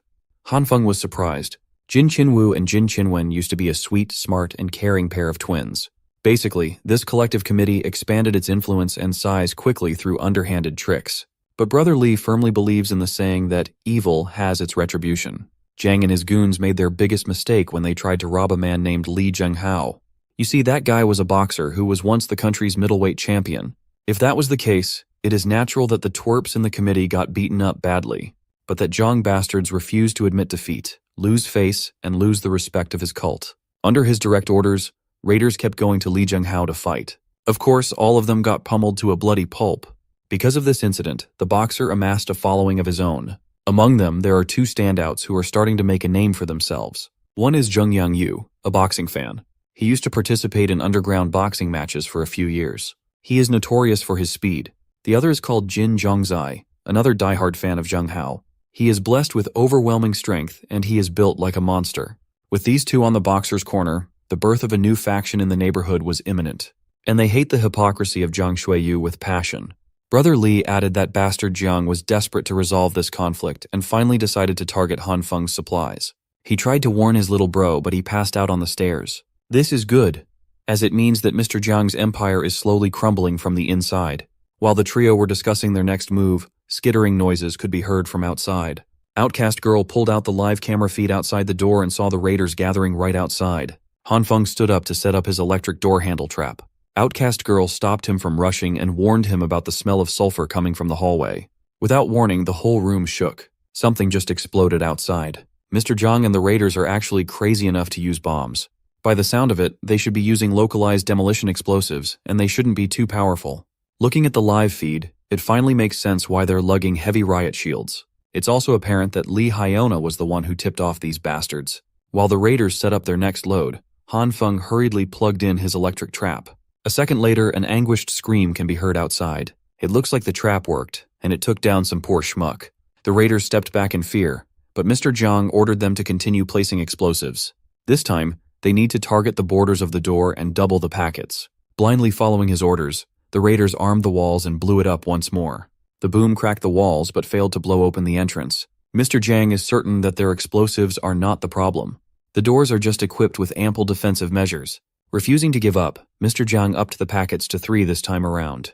If nothing happens, then they'll just continue increasing the load. He is determined to take this house down today. Inside, Han Feng and Brother Lee barricaded the entrance as best as they could. The third explosion shook the barricade out of place and nearly shattered their eardrums. After that loud-ass explosion, an odd cracking sound can be heard. It seems like the demolition explosives are doing their job and weakening the walls. If this goes on, the cracks will only get bigger and bigger until they give in. Blocking and barricading the entrance is useless, but Han Feng has another idea he wants to try out. They just need to remove the random stuff they lifted and crammed in the entrance. Outcast Girl stepped in to help. Brother Lee was skeptical that the little doll could help much until she raised her hands and produced her black hole. Brother Lee stepped back in shock and confusion. When she started sucking in the heavy stuff barricading the entrance, Brother Lee nearly passed out at the incredulous sight. The work that should have taken them minutes was done in just a second. Brother Lee felt a newfound fear for the little girl and her ability. Without any time to explain, Han Feng activated his purple light. coated his hands, and ran for the walls. He spread the purple light all over its surface, softening it like last time to see if he could reshape the cracks on the spot. He has to stay focused and in control, or the hardening process would take a long time. After making sure that all the cracks were accounted for, he activated the green light for the next part.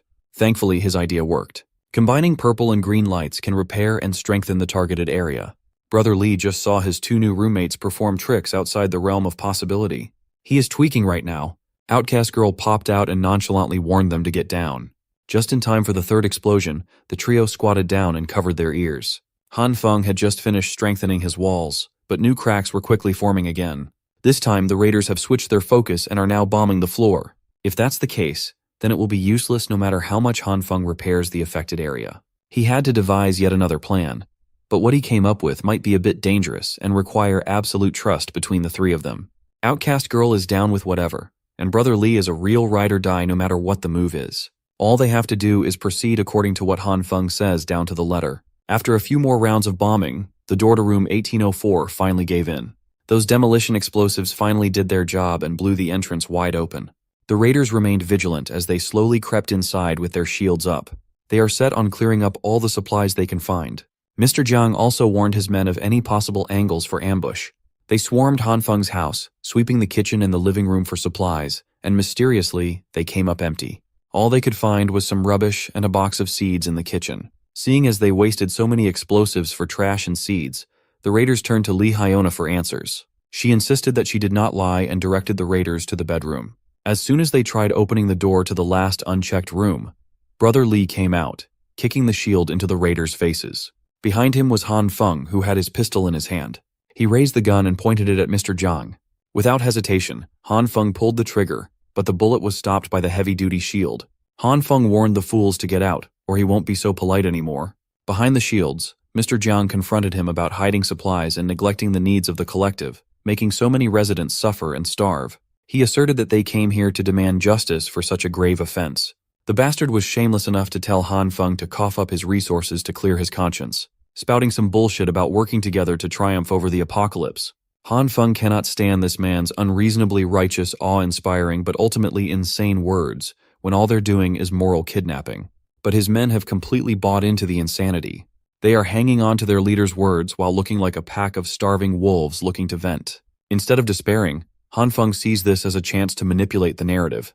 Putting on his award-winning offended face, he asked them what and where the supplies they were yapping about. Lee Hyona interjected, insisting that they must have hidden everything somewhere. She reiterated that she saw the light and even felt heat coming inside the last time she was there. Tired of her annoying ass voice, Han Feng fired another shot that made the witch buckle in fear. Unfortunately, the shield protected her from a clean headshot.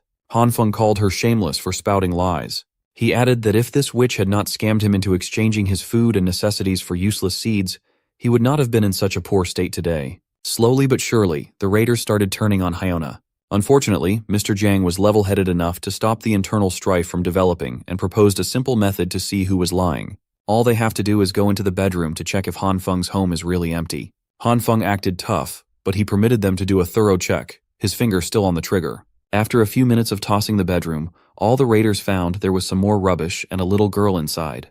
Outcast Girl then played her part. Calling Han Feng her brother, she hugged him and cried that she was hungry and afraid. Now the raiders are pissed that they worked so hard to break the door for half a day just to get nothing. Evidently incensed, Mr. Jiang demanded an explanation from the witch. Now that things have developed this way, and they've wasted so much time and resources on this raid, she must give a plausible explanation, or the raiders would gladly tear her apart. Slowly losing her mind, all she could do was insist that she was not a liar. While that may be true, no one's buying her words anymore. The only logical explanation she can think of is that Han Feng is playing tricks on everyone. As always, she blamed Han Feng for putting her in a tough spot. Lee Hyona finally snapped and ran out of the shield's cover, charging at Han Feng. He was blinded by her flashlight and got his gun taken away. In a careless twist of fate, the witch managed to grab the pistol. She aimed it at Han Feng's chest and demanded to know where the supplies were hidden. The raiders looked at her like she was utterly insane while she threatened to shoot Han Feng. Egging her on to shoot, the young man continued to insist that she already scammed all his resources long ago. Just as when she was about to pull the trigger, the raiders surprisingly stepped in and knocked the gun out of her hand before she could harm anyone. Mr. Jiang's lapdogs restrained the insane witch while she continuously claimed that she was not a liar. Before Han Feng could grab hold of his gun, Mr. Jiang's hand extended and picked up the blicky. He slowly raised the pistol while staring Han Feng directly in the eyes.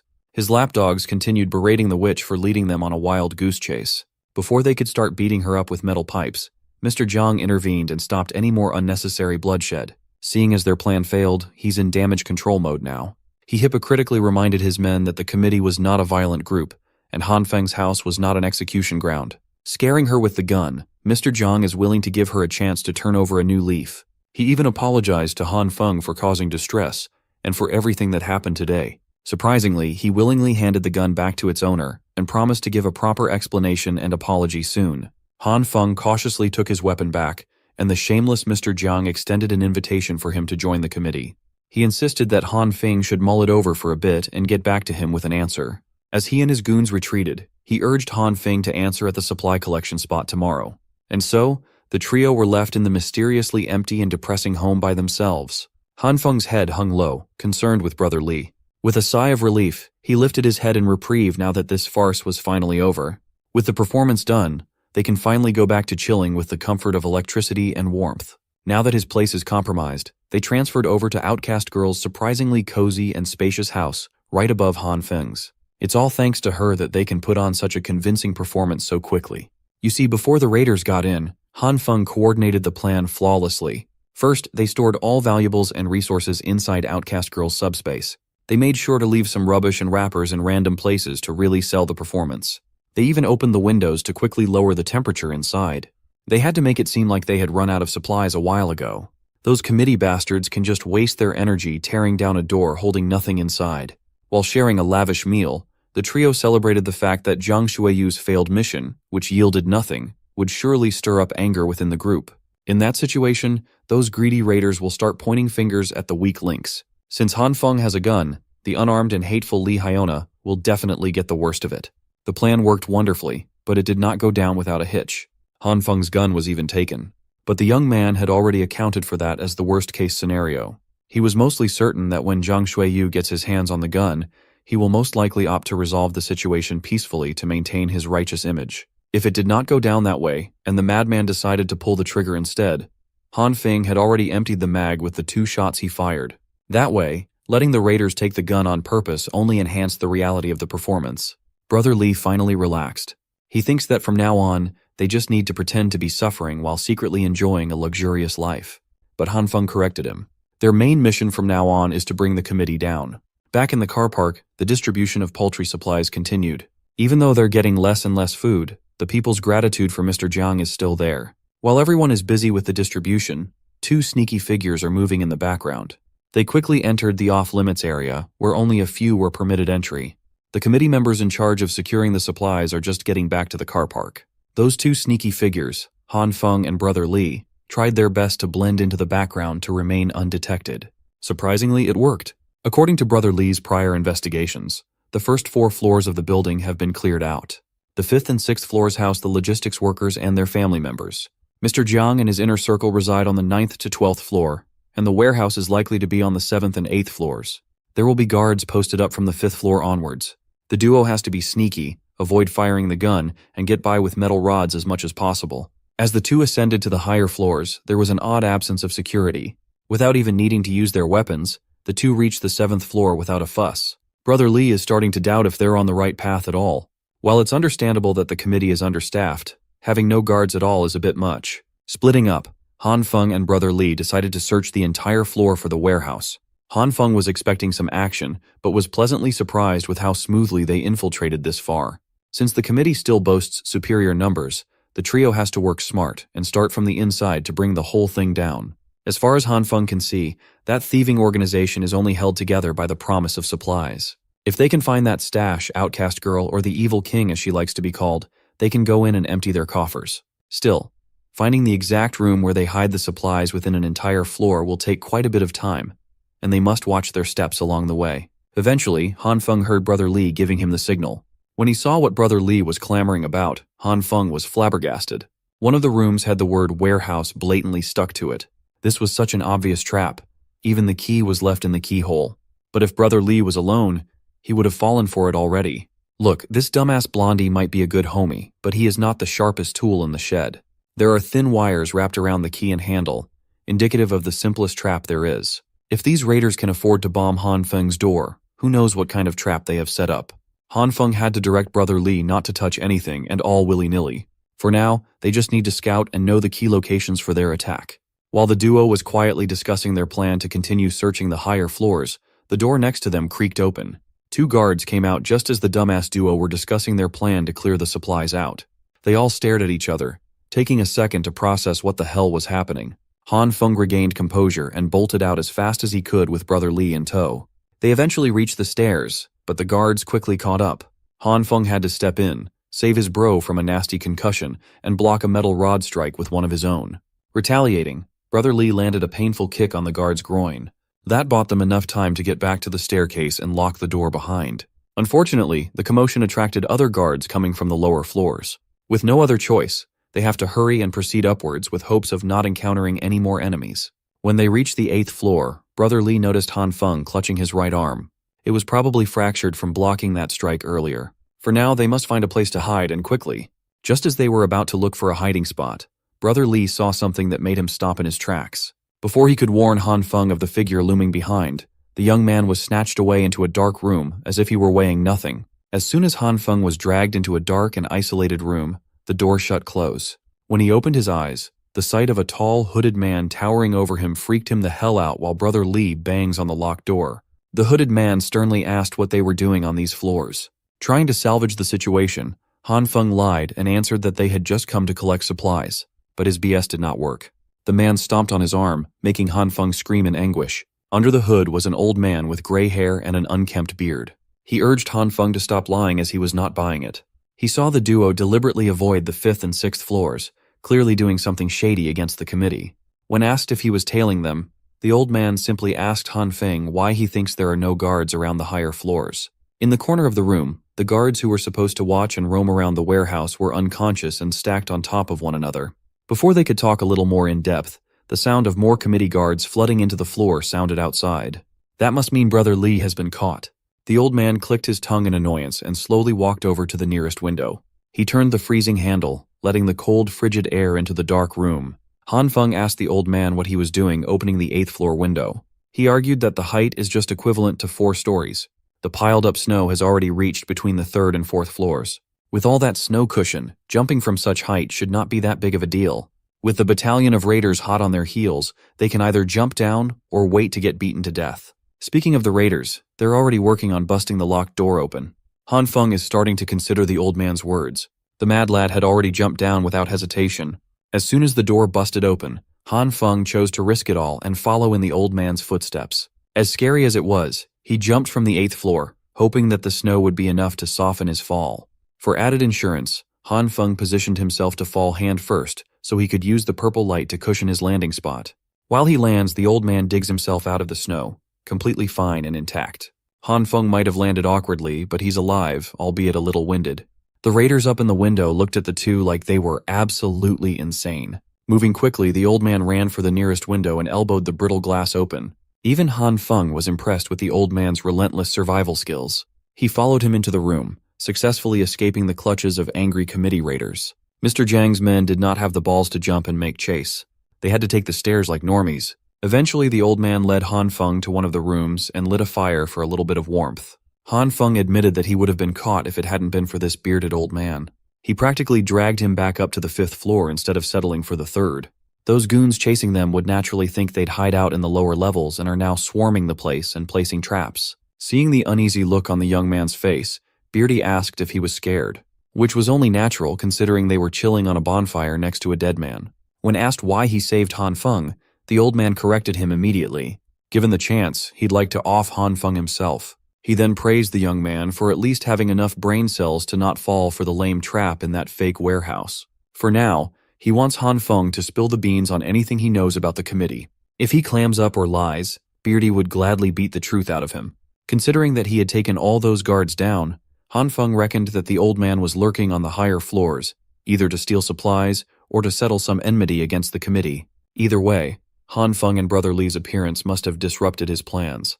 When asked if he has some sort of vendetta against Mr. Jiang and his goons, the old man admitted that he did. He's also aware of a secret that Jiang Shuiyu is hiding.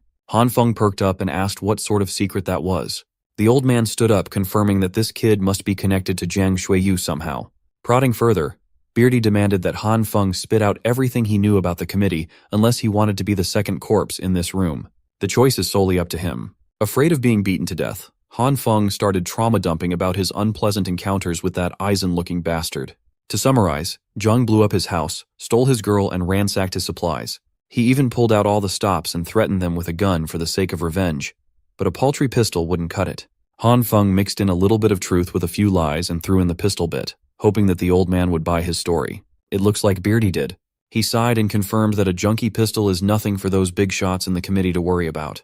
The fact that Zhang set Han Feng free without taking the gun proves that. When asked why, the old man presented two theories. First, the bastard is just putting on a show to maintain his position as the righteous leader. The second and the more terrifying theory is that he has an arsenal of even more powerful weapons stashed away.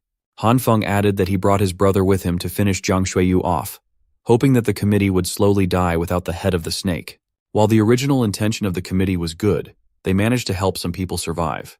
Jiang Shuiyu's increasingly pragmatic philosophy got everyone thinking that doing bad is the only way to live comfortably. Even if the apocalypse subsides, the people who've lost their conscience and fallen to depravity won't ever fit back into society. That's precisely why they must put a stop to the corrupt committee. The old man is on board, but he's worried about what would happen if they do succeed.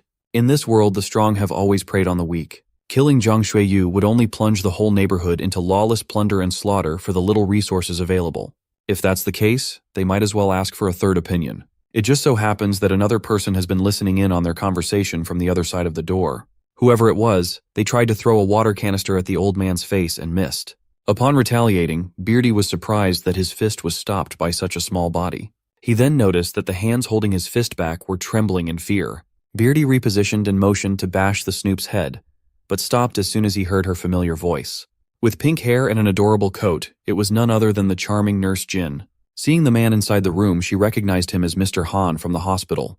When things calmed down, Nurse Jin treated Han Feng's fractured arm while she profusely apologized for eavesdropping on their private conversation. She just came by after receiving Grandpa Lee's supplies and for the re-examination. She came in and discovered the poor old man dead, and then she heard the door open. She got frightened and subconsciously hid in the other room. Beardy suspects that the little nurse must have been involved in the old man's death. He sees her selfless dedication as nothing but a joke. While he might be right in some respects, Nurse Jin does not regret her actions. People can say she's cruel or heartless, but only by surviving can she save more people in dire need. Furthermore, Jiang Shuiyu gave her a pass so she could freely walk anywhere she needed. She also benefits from the committee's supplies even if she doesn't directly work for them. But Mr. Zhang has been chasing out a lot of sick and old people recently. Grandpa Lee is one of them. It makes sense. With one less mouth to feed, the committee can hold on to their authority for longer. However, according to Brother Lee, a new faction has been rising in the neighborhood. With those boxers at odds with the committee, Jiang Shuiyu must be eager to eliminate the competition. That must be why he's ramping up the abandonment of the old and sick. He wants to keep the young and healthy, fed and happy. With increasingly desperate measures, there's a good chance that a faction war will erupt sooner rather than later. If that's the case, it would be wise to try and find Zhang's alleged weapon arsenal. Beardy asked the young man what he could even do by himself if he did find the stash. Han Feng asserted that he'll figure something out when he gets there, but he refuses to sit around and die with everyone else. Beardy thinks they're fucked either way, so he won't stop Han Feng from digging his own grave. He then warned the young'uns that Jiang Shuiyu and the committee were just small fish in a big pond. There will be more bloodshed and slaughter for survival down the road. In a dog-eat-dog world, the one that survives till the end wins. With that being said, Beardy opened the window and made his exit. This dude is actually allergic to using doors normally. With only Han Feng and Nurse Jin left in the room, the nurse with super strength eagerly asked if there was anything she could do to help. Han Feng politely declined her offer to help, as he did not want to drag another person down with him. But Nurse Jin is persistent. She heard the whole story, and she can't just stand by while the neighborhood is in danger. She even got furious at that Zhang bastard for everything he did to Han Feng. Seeing the determined and genuine look in her eyes, Han Feng could not reject her. Now that she's on board, there is actually something that Han Feng needs help with. Back in the car park, the guards were reporting their encounter with Han Feng and the old man. Speaking of the devil, the man who they thought would hide like a rat appeared before everyone out in the open. Outing himself in the open got him dragged into the lion's den. In an isolated room away from everyone else, Han Feng got beaten until he was coughing and throwing up. Mr. Zhang's lapdog tied him up, kicked him repeatedly, and warned him of the dangers of stealing supplies from the committee. The brainwashed twin threatened to cripple his other arm if he ever dared to step foot in their territory again. He would have wailed at Han Feng even more if Mr. Jiang hadn't needed all hands on deck to deal with some sort of emergency that had just cropped up. After making sure that the goons had left, Han Feng's body emanated a green light, healing his injuries. He paid the price in the form of bruises and wounds, but he finally made his way back to the committee's area. Han Feng intends to look for the armory once he finishes healing his injuries. He can't afford to waste any more time. Every second counts. After bathing his body with the green light, he softened the rope using his purple light. He even fixed his fractured arm, but using the green light drains way too much energy that he almost fainted in the middle of doing so. He really needs to figure out how to heal specific parts instead of blindly coating his whole body. Right after recovering and freeing himself, Han Feng heard footsteps coming from outside. The door creaked open, and the goons tossed the tied-up Brother Li in. Fortunately, Han Feng moved fast enough to wrap the rope back onto his body. Seemingly in a hurry, the goons exited soon after, giving Han Feng a chance to check on his bro. Brother Li's face was unrecognizable. Look, he's not the best-looking guy in his normal state, but his bruised-up mug is even worse. Han Feng added even more injury by slapping Brother Li awake. At least it was an effective way to wake him up. Brother Li just wished that little bro slapped the less swollen side. Now he can't even feel anything on the left side of his face. He then recounted how he was dragged through a different room. Before he got caught, he managed to get into the power distribution room and hid inside. In there, he found a big out-of-place hole connected downwards to an unnaturally deep location. Thinking that they would eventually check on the power distribution room, Brother Li risked it for the biscuit, grabbed the wires, and climbed down to the unknown. He initially thought he would come out of the basement car park 1, but the line extended all the way to basement 2. Oddly enough, there wasn't even a single person in there. All he saw was a lot of boxes neatly arranged, lying on the ground. All of them were sealed tightly. Curiosity got the best of him, and he opened up a few boxes. Imagine his surprise when he saw the boxes were filled with sausages, each one as thick as his arm. He was about to investigate and take a closer look when he heard something or someone come up behind him. The next thing he remembers is Han Feng's wake-up slap. Now it makes sense why the committee and that Jiang bastard are so arrogant. They actually have heaps of supplies down on the lower floors. Han Feng skeptically asked if the contents of those boxes were really just sausages. If they have so much food, why would they work so hard, going as far as to use explosives to try and steal supplies? The boxes had nothing written on them. The contents were just shaped like sausages, so Brother Li assumed they were. Nevertheless, something does not feel right. At least now they know that Zhang Xueyu really has a secret warehouse. Suddenly, the duo heard the guards coming back. They were talking about how odd it was that Mr. Jiang was rushing them to dispose of Li Ziyi when they were trying to rope him in just the day before. Hearing that he has a kill order out there scared Brother Li out of his wits. When the goons entered the room with weapons in hand, the prisoners were gone. Confused, they searched the room. Unbeknownst to the poor goons, the duo had already set up a vengeful ambush. And so, they turned the tables, jumped their captors, knocked them out, and tied them up. Since Zhang Xueyu is going as far as to issue a kill order with his secret stash discovered, whatever's down there is definitely worth investigating. Still, there are tens of boxes in there.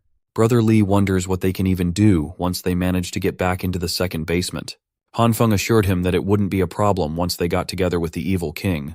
Retrieving and reactivating his earpiece, Han Feng contacted the evil king and asked if the big sister he had sent had arrived. Oddly enough, the little girl asked if it would really be okay to let the girl who snatched Han Feng's gun inside the house. This is bad. Instead of Nurse Jin knocking on the door, it is that witch, Li Hyona. Han Feng hurriedly warned the evil king to keep the door shut and avoid the crazy witch at all costs. But it might just be too late. The transmission was cut, and Han Feng is in the dark about what's happening upstairs. They have to go back up and check on the evil king's status first. For the second time today, the duo sneakily traversed the frigid halls of the lower floors, making sure that they didn't get caught once more. While they were mindful of not making any noticeable noise, loud crashes could be heard from up ahead. The survivors reliant on the committee are evacuating to the higher floors. The injured, elderly, and women, or at least what's left of them, must proceed up the stairs, while the able-bodied are ordered to bring their weapons and gather in the basement. It was pandemonium. They are panicking and trying their hardest to prevent the enemies from coming up and reaching their supply stash.